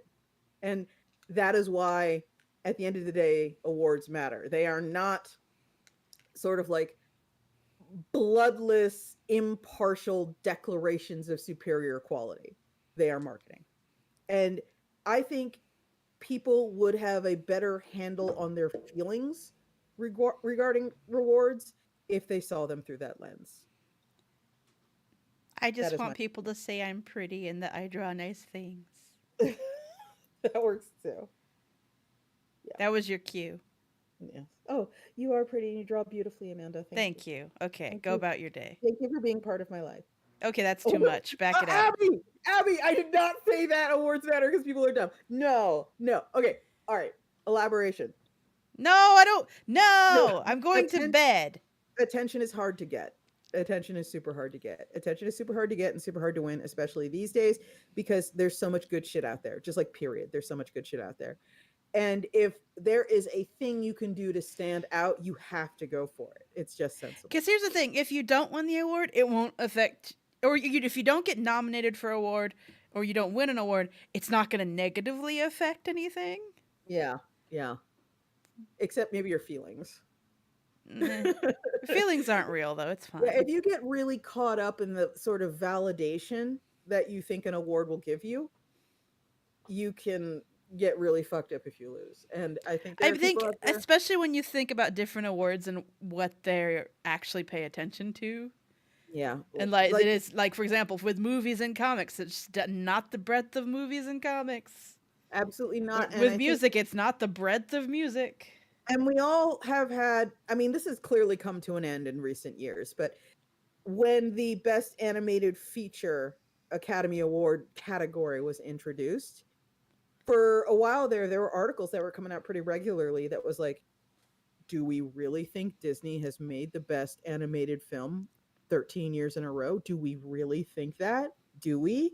I don't think we do. Does that make sense? Really? 13 years in a row. Really? And it's one of those things where it's like, if you're a rational person, you understand that is not likely. But I hate saying this, but it's a popularity contest. It's I've heard of this contest. And quite frankly, a number of the people in the Academy, people in SAG, people who have voting rights for the Oscars, don't give a shit about cartoons. And they literally just let their kid pick for the animated film category. And I've talked about this on Twitter too, but if anybody here is curious about sort of like the ins and outs of that kind of shit, if you go to eBay and you search for your consideration, you will see the packs that movie studios and Netflix and other organizations send out during award season, during voting season, when they know that all the SAG members are voting for the Oscars. They send out for your consideration packs to try and get people to watch their films, because, you know, a lot of people vote without seeing every movie in the category. Some of those are extremely funny. Yeah. And if you drive around LA at a certain time of year, you will see for your consideration billboards, because it's all marketing and it's all about reminding people you exist. And to be perfectly honest, like, it works. What was the movie fairly recently where, like, they did a 4-year consideration and then they tried really hard to backtrack and bury their 4-year? God, what was it? I'm losing my marbles. What kind of movie was it? I don't know. I don't know movies. I just remember reading about this. That's the other thing. friends are talking about the list of every movie that's won best movie. And I went down the list and I've only seen 2 of them. Yeah. Yeah, and the fact that, and all right, this is a thing that we have discussed, I'm pretty sure, in the Iron Circus Slack. Uh there's a cliche joke about, oh, it's just an honor to be nominated, but that's true. It's actually true, because the thing is, to get nominated for a award of high significance is an acknowledgement by your peers. Post nomination, post nomination, it's just a popularity contest. It's a brute force thing. Who I wins? mean, But depending on the award, there's some where like those are not my peers. yeah, to be fair, yes. But at the same time, the people who nominate for example, the people who nominate for the Eisners, Not my peers. my peers, Not mine. but the people who nominate for the Eisners, when they select your book, those are people who are in the industry and know the industry and know what's going on. And to say that Kind of. your book is special and emblematic of the best of the year, it's people They who have know what the huge fuck- blind spots. they do. Everyone has huge blind spots, but for them to do that to a book you made is an honor in and of itself. Oh, Even if you it's haven't got kind a- of an honor. when Banned Book Club got nominated, that was like, we didn't win. We were absolutely not going to win. We were up against Adrian Tomine, I believe is how you pronounce his name, and we were absolutely not going to win against him. We just weren't. But the nomination, when we got the Eisner nom, I was like, oh, we fucking arrived. Like it was that important to have the nomination. Did you hear about some drama llamas about the Eisners? Oh, To be nominated, one of the rules now is that you're if you're self-published, your book has to be available on Amazon. What? okay. What? Why? And that is a weird barrier. I was And- about to Yeah, say, that's a is there- stupid did barrier. they justify it in any way? What is the reasoning? I don't know, because the person that was calling them on it has been talking to them privately. So I don't know if they repealed this. That's or extremely if they- stupid. What their justification was. Mhm. But yeah, it's kind of that's some bullshit. That is some bullshit. You are correct. And I have to say, Amanda, when you talk about people with blind spots, the first thing that came to mind, and if you want some fucking drama, here's some fucking drama. I for you. don't. A few years ago, Angoulême, the premier, I'm going to say like full on European comic convention in the south of France, which I've been to once and I really enjoyed my time there. Angoulême has this thing When you where were they patient zero. yeah, when I was patient, where I brought COVID back and infected my husband. But And most of the United States. that it was was me. you. That was me. I remember the year where they had their basically Hall of Fame inductee list go. You know, they released it, and it was all men, like to a person. Every single one was just a man. And there are people who said, "Well, this is kind of fucked up. Like not a single woman, not a single woman in comics." And they literally fixed their fucking mouths to say, there are no women who have contributed significantly to the art form of comics. And I don't know if you were there when the internet blew up when that happened. No, I'm usually not Well, around. I remember I was just like, you can't be fucking serious. I'm sure your daughter owns a Sailor Moon shirt, bro. Like, you can't be serious. No women. No Rumiko Takahashi. No Clamp. No Sailor Moon. No, not a one. Not a fucking one. Are you serious? And they actually had to like walk it back and be like, we're sorry. Because I was not the only person on Twitter like, you cannot be fucking serious right now. No women, none. Stuff like that is why I miss all our old like voice chats, because I don't keep up with things and I like to be told these things and entertained. And Abby's in chat going, I'm feeling murderous all over. Yeah, it was astonishing Like, how do you even form that thought? How do you claim to be at the forefront of what's going on in comics and not know about Clamp, Sailor Moon, fucking Rumiko Takahashi, people who have literally shaken the world with their comics output and been like the tastemakers and fucking global trendsetters for multiple decades. And then you go, women haven't contributed to comics. Are you high? Are you fucking high? But yeah, it was like enraging. It was deeply enraging. By the way, I apologize in advance if I seem flippant or rude. I'm very tired, and I think my attempts at silliness are coming off as mean. No, you're fine. This is just Okay. how you are. You are very devil's advocate in general. Not really. See, there you go. No, I mean genuinely, I'm not devil's. I do that as a joke. Oh, okay. I do devil's advocate like as a complete joke. I don't like devil's advocate shit. Okay. But I'm so dry and tired that I'm worried I'm coming off as genuine devil's advocate. I'm like, no. I have good news. What? Stephen Gamble, who is the illustrator for Scary Stories to Tell in the Dark, he is still around. Okay. Still around drawing creepy things. I wonder what, like, he has to understand what he did. It to is true, children. Abby. I just need someone to tuck me in and give like, me a cat. I He want a has to cat know to what he sleep did. on me really badly. He has to know what he did to children. He has to be aware. Like, he fucked I mean, up wasn't that the goal? multiple generations. He I mean, fucked up. he was intentionally making scary things. Isn't that the goal, the dream? Yeah, but it's rare that people accomplish such haunting illustrations in a book intended for children. There he is. Look at that. Oh, he does stuff in color. Oh, Is that and look. also disturbing? No, actually, it's really cute and okay. Well, that's disturbing. But it's really cute. It's mostly really cute. I found a picture of him, and he is just in his studio next to a very colorful watercolor. Okay, Snakehoof, I want a cat to sleep on me. I absolutely don't want any number of rats to sleep on me. Love them though I do. They are not like cats. They will not just sleep with you. They will wake up while you're asleep and decide, it is time to destroy everything. Your blankets, destroyed. Your pillows, destroyed. I'm going to now crawl onto the floor. Oh, what did you leave here? Was it important? I've chewed on it. Also, the fear of rolling over on a rat. Yeah, and rats just leaving the gentlest, teeniest pinpricks of pee everywhere. I do genuinely think if they had access to their cage, they would go in their cage. My rats are pretty good about that kind of stuff.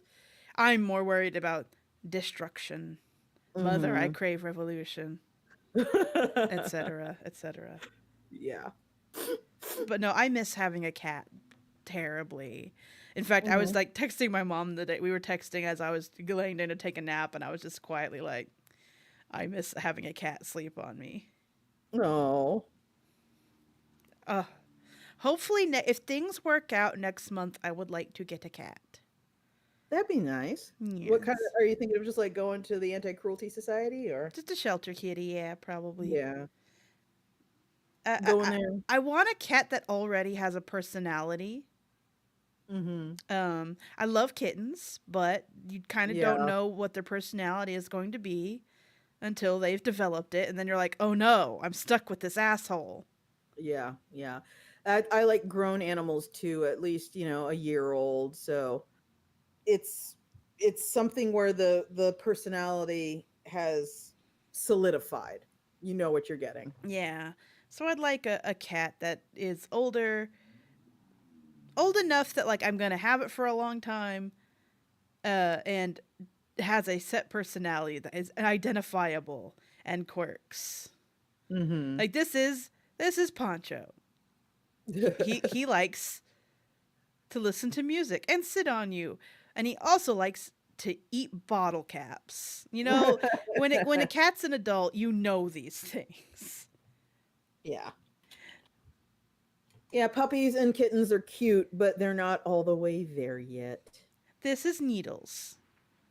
He commits crimes. Exactly. Are you ready for a pet that commits crimes? I love that there was that pet listing for 2 kittens, and one was named Crimes and the other was named Misdemeanors. Excellent. I was looking at there's a local pet place and then there's Paws, and I was looking at both. There's some good fucking cats out there. Hmm. I'm just waiting until I have enough wiggle room that, because Yeah, adoption 'cause fees and the food and the yeah, litter and and the litter box, and in case, you bring it home and it immediately chokes on something.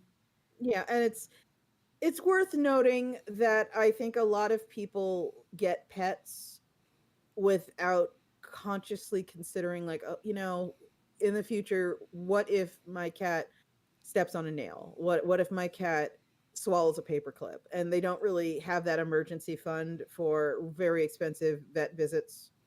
And Lucy, I am now the caretaker. I am 50% of the two-person caretaker team for an elderly dog who is in her declining years. And she has been to the vet so much recently, so Hmm. much. And I love her with all my heart, and she will continue to go to the vet when she needs to go to the vet. But there are things that the vet simply cannot fix. The vet can't really do anything about the fact that she has both urinary and fecal incontinence right now. Like that's just who Lucy is now. And as a result, Those are we her do hobbies. Those are her pastimes. she has, and a lot of animals, I think this will sound familiar to you, Amanda. A lot of animals, they lose a lot of strength in their back legs, their back Oh yeah, 50%. that's a rat. Like rats, Yeah. absolutely. They hit two, and Mhm. hind leg degeneration kind of kicks in. And Yeah. though that's And not stopping Pumpkin, I say pointedly. yeah, and Lucy is kind of at that point now where sometimes I'll just look at her and she'll just be standing in the middle of the room, and she'll be standing on what are essentially the knuckles of one of her back legs. And I'm like, that doesn't fucking hurt. But yeah, I'm pretty sure she doesn't feel it. And that's kind of part of her whole can't really control her back 50 anymore. And when she gets up in the morning, it takes her a while to warm up. Her legs seem shittier in the morning before she gets her anti-arthritis medication. So it'll take her a while to warm up. And these are things that, they're not fixable. They're not fixable in her. They're just a thing that we kind of need to contend with, and we need to take her to the vet a little more often now because she's on medication, and we have to like consult with the vet about medication, and she just has stuff going on. And I think a lot of people, when they get pets, especially long-lived pets, they maybe sometimes don't consider, one day this pet might be 13 or 14 years old, and they're going to be elderly, and elderly people need more frequent doctor visits, and they're going to get $700 vet bills because that's what vet bills are, and they don't really think about it. And it's definitely something that I wish more people considered, because you can't, I mean, like, when an people animal. do consider that stuff, but life Yeah, happens. yeah, but animals, I don't want to like be a huge downer, but like, animals are giving you their entire fucking lives, and the least you could do when they get old is make sure they're comfortable. I mean, they're also eating all your shit and being They are, lazy. and yeah, and they're They're pissing also everywhere. living a lap of luxury. They are. All I ask Lucy's job. Well, she, Matt and I joke that Lucy doesn't have to deal with the horrors of capitalism. That's your job. Lucy has chores, and the dog has chores, and her chores are when we're finished eating, she licks the plates. That's So not dealing with the horrors of capitalism. no, that's her contributing to the household. She licks the plates. If you come to my house and you eat my food, you're eating off a Oh plate. A no, dog not licks- food. a dog licks clean. It goes in the dishwasher afterwards. She's the pre-rinser, so she does the dishes. My thing is also, I think I have, because I had a cat right at the end of high school, and that cat stayed with me until I was in my 30s. Ooh, That Mito lived to be almost 18. Mito Uh, was old. yeah. I haven't been with the cat. I haven't been without a cat since she died, till she died. So like, I feel weird. Life, like, it feels like, even now, she died in like 2018. It still feels weird to not be followed around the house by a creature. Yeah. It still feels weird. Like, I'm still haven't adjusted to looking around. Like, I will see paper sacks and think it's a cat. No. Because Mito always looked like a crumpled paper bag. And so I'll see crumpled paper bags and go, oh, I need a creature. I love my rats, don't get me wrong, but cats and rats are very different. Yeah. Yeah. It's very different levels of fulfillment you get from them. Yeah, the thing I think about, it's like the thing that I enjoy right now is Lucy, even in her old age, has this sort of impulse to do the rounds. And I really appreciate that because The it's so what? weird. Because, all right, she has this need. Like, I'm sitting in my The office, I'm working. zoomies? No, no, she patrols. Oh yeah, yeah, yeah, yeah, yeah. I'm sitting Keeping in my tabs, office seeing where and I'm everybody doing my is. shit, and I'll hear her get up out of bed and she will do her slow old dog walk over to my office and she will nose the door open and she will stand in the door and she'll just kind of like look at me and then she'll look around the office and she might walk in a couple steps just to sniff around and she won't want to be pet, she won't want to come say hi, she is just making sure, and then she will turn around and she will leave and she will go to the bathroom like that. She will not like pee, but she will go to the bathroom and she'll do the same thing, she'll look in the door and she'll look around, she'll make sure everything's where she left it, and then she'll go and she'll go in the dining room and she'll go in the kitchen, she'll go in the living room, she'll make sure everything is just where it should be, and then it's like you can almost see her just sort of like, all right, everything appears to be in order, and Uh, she will go back to bed. Lele in the chat asks, "Is it hard to keep the cats from harming the rats?" That this is going to be a case by case. What is your cat like basis? I've only had a uh, census of one, Yeah. but Mito specifically was when I first brought baby rats home, she was very interested in them. Like she saw them and her eyes lit up in a way that makes you go, "Oh no. Oh Mhm. no, that's not good. I don't like the look you're giving them." However, when they became adults, she lost interest in them very quickly. I think she realized those are too big to eat. Wait a second. Those Hmm. could kick my ass. Never mind. Don't like it. I have. And after she realized that, she kind of was like, "Nah, I don't like those things. I'm staying away from them." There was one time when I had them out on my bed and she jumped up and I was like, "Hey." And she was like, "Hey." And then she looked and saw the rats were there and was like, "Oh," and backed up really quick and left. Like, "No, I don't like that." Mhm. So when they are bite sized, she was like, "I would like one of those." But once they got bigger than like, they were like, they took two hands to hold. She was like, Uh-huh. "I'm out. That thing could I kick my ass. Don't want to deal with it. Goodbye." That is not a bonbon. I only like No, bonbons. no. Yeah. So it depends. Every cat's different. I think other cats. I think Kel had a cat once who would probably see them as a challenge and go, "Yeah, I did have a cat as a child that murder was in his heart. Yes. yes." So And the bigger, if he could figure it out, he would kill us. yeah. Yeah. So there, I every think cat's personality is going to be different. If you had Kel's old cat, your rats would not last. I think that about chickens too. Um, People who I have been do around. also not only the rats themselves would be a challenge, but figuring out how to get into their cage to murder them proactively would Mhm. also be a challenge. Because my older brother used to have gnolls, Mhm. which are these tiny little lizards. Oh yeah. And my brother kept them on his top shelf, so in theory the cat could not get to them. And we came home one day and there was something in my cat's mouth, Oh. and it was one of the gnolls wiggling around. He had figured out how to knock the cage off the top shelf, Mhm. so he could get those lizards. But yeah, this makes me think of chickens as well because I think anyone who has owned or been around chickens for a significant amount of time will agree with the statement that if chickens were larger, they would absolutely have no issue with trying to eat you. It would be the first thing they tried to do. And I say this with love in my heart, chickens can be nice. Chickens can like connect with their owners.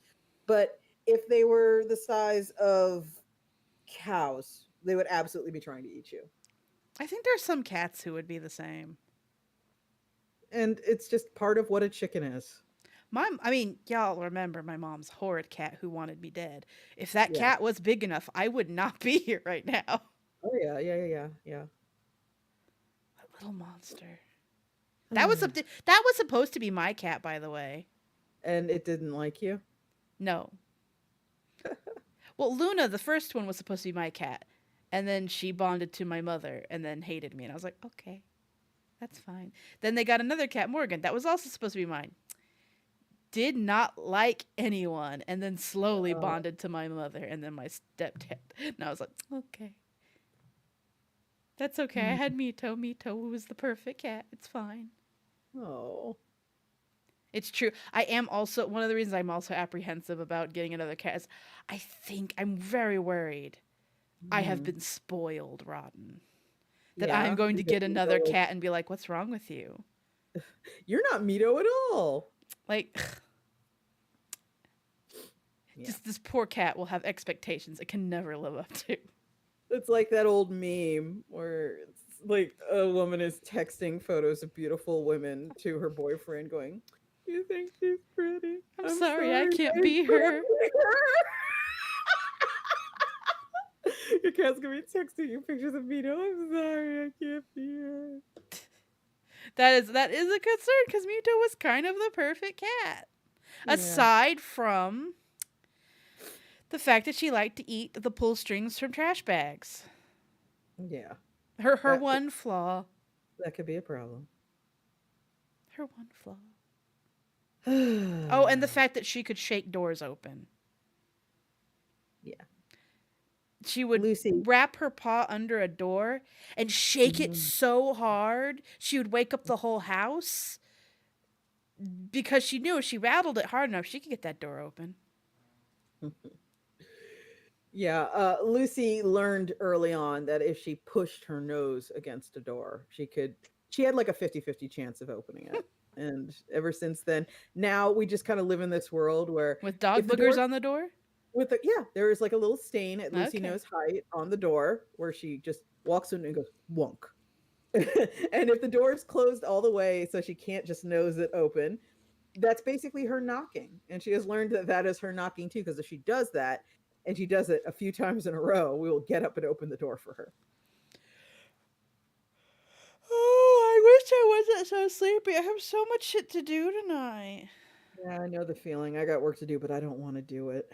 I do want to because I've got guests coming over. They're not coming over tomorrow, but either way, they're coming over this weekend, and I want my place to be nice. Yeah, I know that feeling, but I don't let anyone in my house right now. I know. Yeah. Because it's full of dog pee. Yeah. All right. For everyone, like I said. No, people know. Yeah. There are keypads everywhere, and Lucy is. I think we talk about this every other episode. Yeah. It is. To be fair, it is an ever-present fixture. Yes.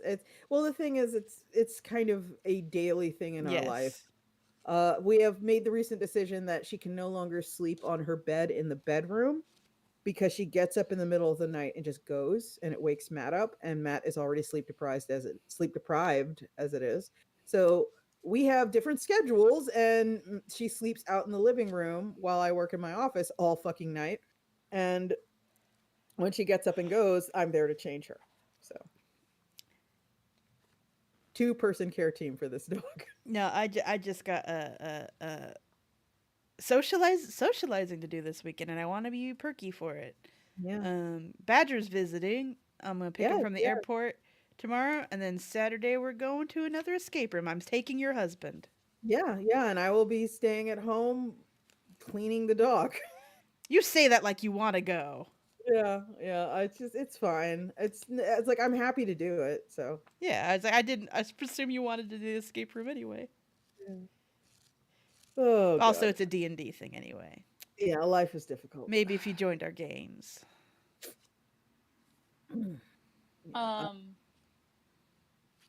D&D nerds only. By the way, I just want to let everyone know that 6ix9ine got his ass kicked in a Planet Fitness.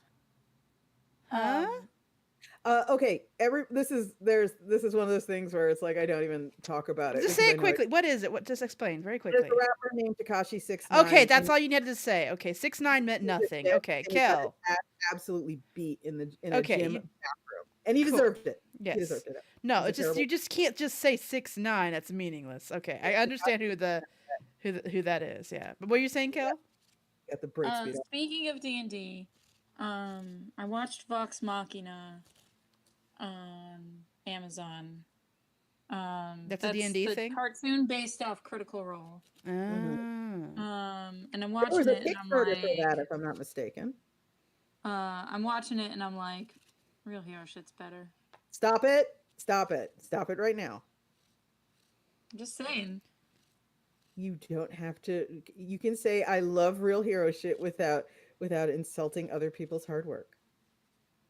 Listen, I'm not saying it's bad. I'm just saying Real Hero shit is better.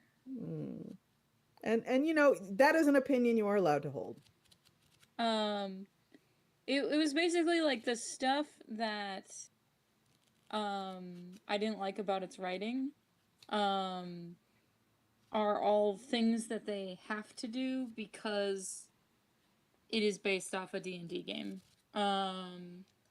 Like there's kind of too many characters, but that's how many people played the game, so that's why there's that many characters. And sometimes it feels like characters are doing stuff just so they have something to do, rather than it actually mattering in the grand scheme of things. And if you're playing a game, that makes sense because you don't want anyone to feel left out of the game. Right. And so, but in like a narrative story that is not a game, it's like, oh, this kind of seems like we just did this so the character had something to do and wouldn't get lost in the shuffle. Well, in that case, I think it's an unfair comparison. Yeah, I can't. Yeah. I cannot judge on any of this because I don't. Yeah, I have not seen. I've read Real Hero shit. I am unfamiliar with the source or the animation, but I think it's an unfair comparison because Real Hero shit was made to be a comic, beginning to end. That's the format it was meant to be. It excels in its format. This thing sounds like it's based off something else, a completely different medium, and so it's. Yeah. That is a point. I think comparing them is actually unfair.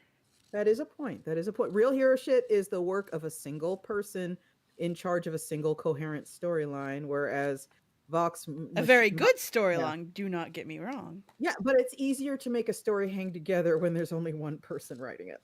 I don't know, man. I'm struggling. Actually, no, I'm feeling very confident. It just felt like a good time for a joke. Yeah, and you know, Critical Role is a group effort at the end of the day. Like, yes, there is a DM, but it is a group effort, and group efforts are more complicated. And if they didn't include, this is an assumption because I'm unfamiliar with the source, but just I think if they didn't include certain things, fans would be like, "Hey." That is true. That like there are many considerations.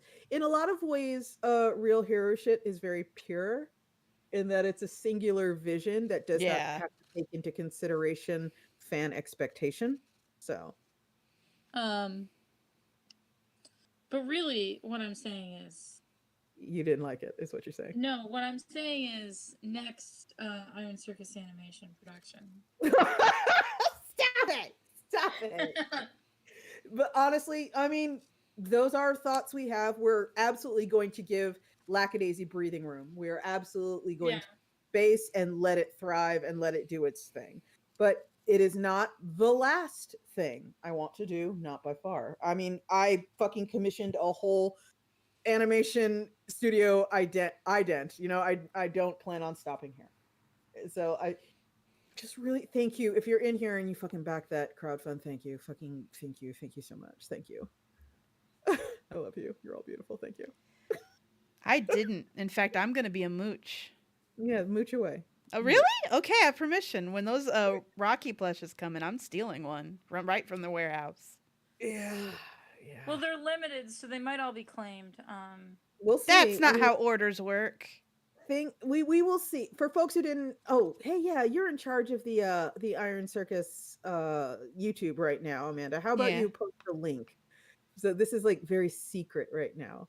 Like people don't see this very much. We're not pushing it very hard, but let me go ahead and get you that link, and let me go ahead and pull up Discord, and let me just paste it in.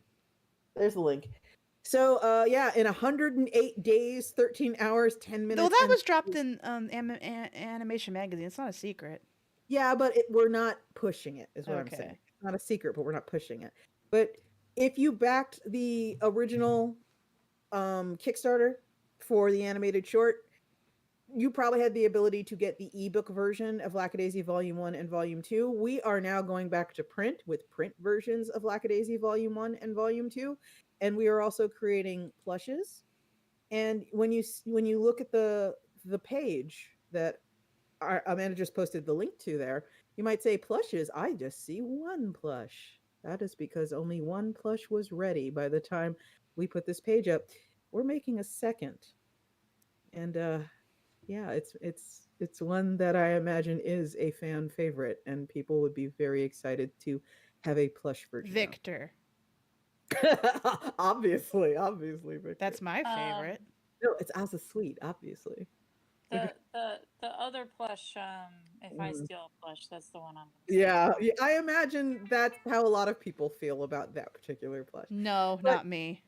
Oh, like I don't know. I don't know how much I want to get into shit here. Then but Don't say anything. In fact, I can change the subject. It's all not public, so don't say anything. Oh no, this is public, what I'm about to say.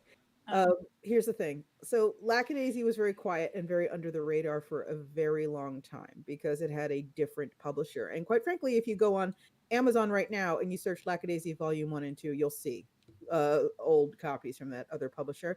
And I did not bother Tracy for a decade because that's fucking rude. Like going to somebody who has a publisher for their work and being all like, hey, hi, I would like to publish this instead. You don't do that. That's rude. That's fucking rude. Ditch your friends, hang out with me. Yeah, exactly. And it's very much frowned upon in publishing, unsurprisingly. And Kristen got it in one.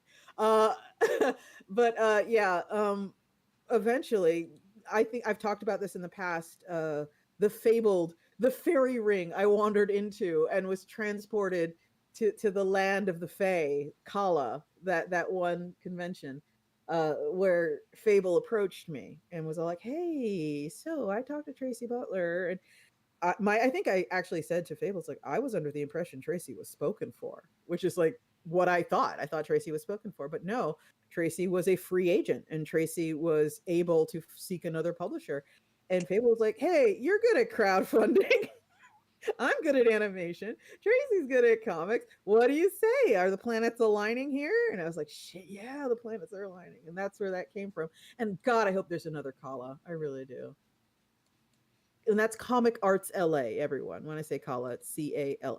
And it was a tiny con, but it was fucking unbelievable. It was Stop so rubbing it in. It was so good. It was.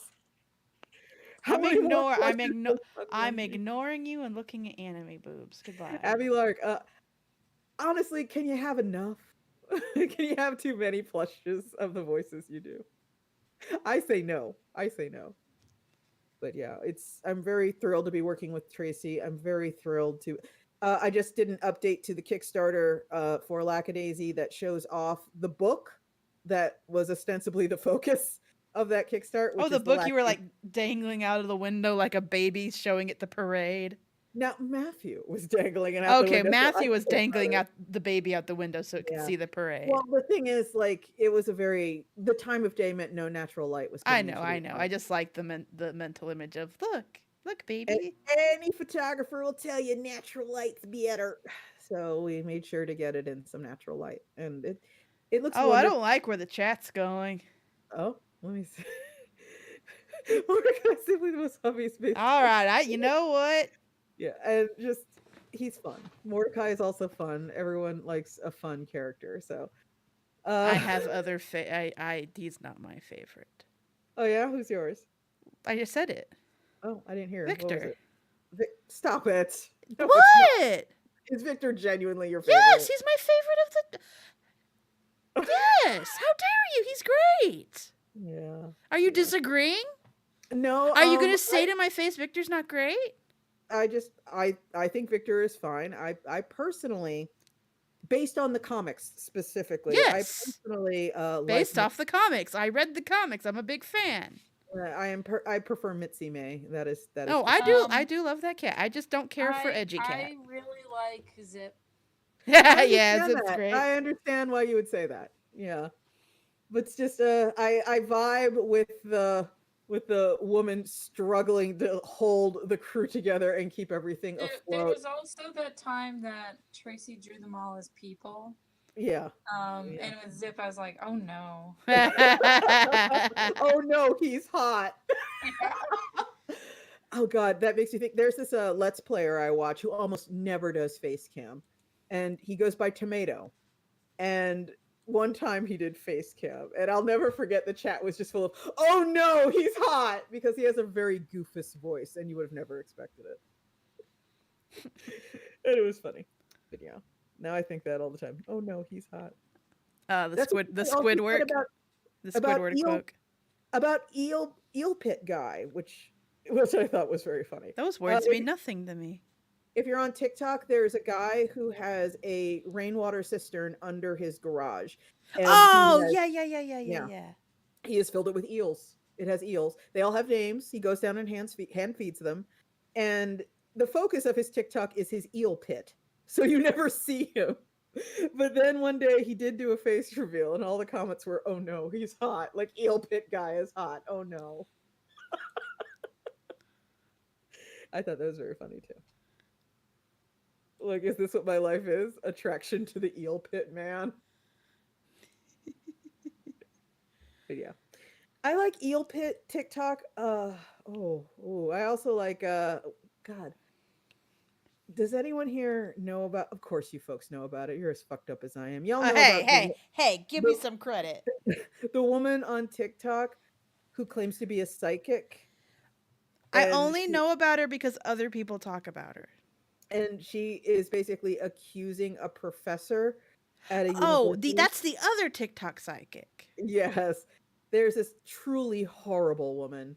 And the murders in, I think was it in Boise? Where were they? I'm gonna have to look up like the college student. You don't have to get specific. Yeah. I'm not, I just have to, here we go.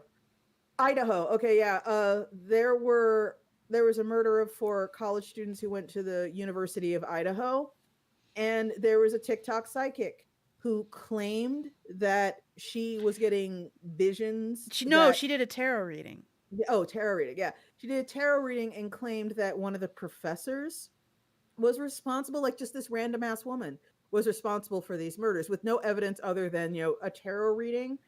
And she was really, really adamant about this. And even after they arrested the prime suspect, the guy who's in custody right now, she went on to continue to claim that this woman did it. And she made up this whole motive and everything. And she got a cease and desist from this professor's lawyer that was like straight up, "Hey, what's up? You're full of shit and you're ruining her life. Stop." And she doubled down. She made a TikTok about how, I got this letter from her lawyer, but I'm going to keep it here next to my toilet so I can wipe my ass with it.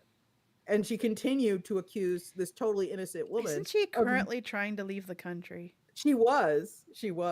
For Bali, I think. Because, like, eventually they went with the nuclear option. They're fucking suing her for defamation.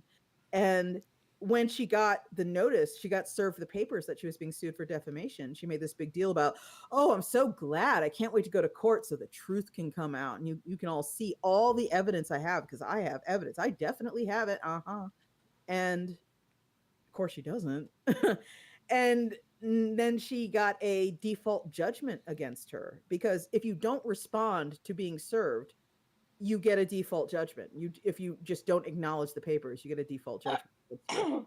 And that's when she started talking about, "I think I'm just gonna like move to Costa Rica or Bolivia for a couple of years." And it's like, well, the thing is, she was doing that like as if it was a separate thing. Yeah, she was like pretending it was totally independently conceived. It was so fucking crazy. God, I'm only aware of her because YouTubers talk about her. Because she is astonishing. What a hill to die on. Spike, what I found amazing on TikTok You know about the lady who claims ancient Rome isn't real, right? Oh yeah. I'm not sure I believe her, but yeah. No, she's serious. Is she? Yeah.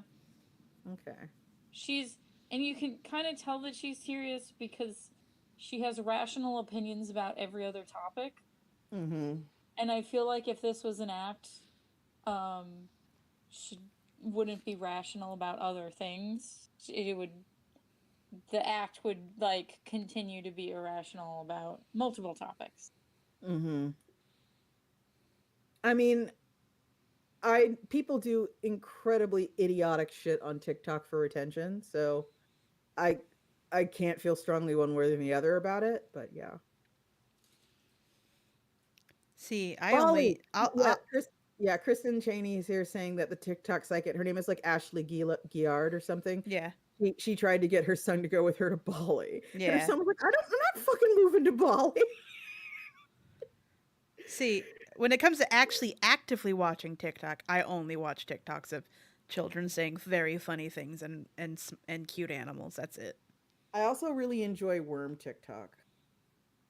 No, thank you. Oh, and paleo TikTok. I get a lot of paleo Yeah. TikTok. When I say worm TikTok, by the way, I mean like the little pipe cleaner worms with the googly eyes. Worm on a string. Yeah, worm on a string My TikTok is wife. great. The one where it's like, the worm must be washed. The worm is full of sin. Yes. Dirty worm. Bad worm. To be fair, I think they took that from Tumblr. Really? Yes, that a lot of the worm on a string jokes that are very prevalent on TikTok now were originally from Tumblr. Also, if I could be like really mean for like 3 seconds. Do you need Ashley permission? Ashley Giard, the woman who is the TikTok psychic claiming that this professor is a murderer, she appears in multiple of her TikToks wearing an Alpha Kappa Alpha hat, which is a black sorority. And I went to Spelman College, which is a historically black college, and it had an Alpha Kappa Alpha chapter. And when I saw her in that hat, my first thought was, that fucking tracks. Like if I was gonna guess she was a member of any fucking sorority, Alpha Kappa Alpha would have been it. I'll just have to take your word on that.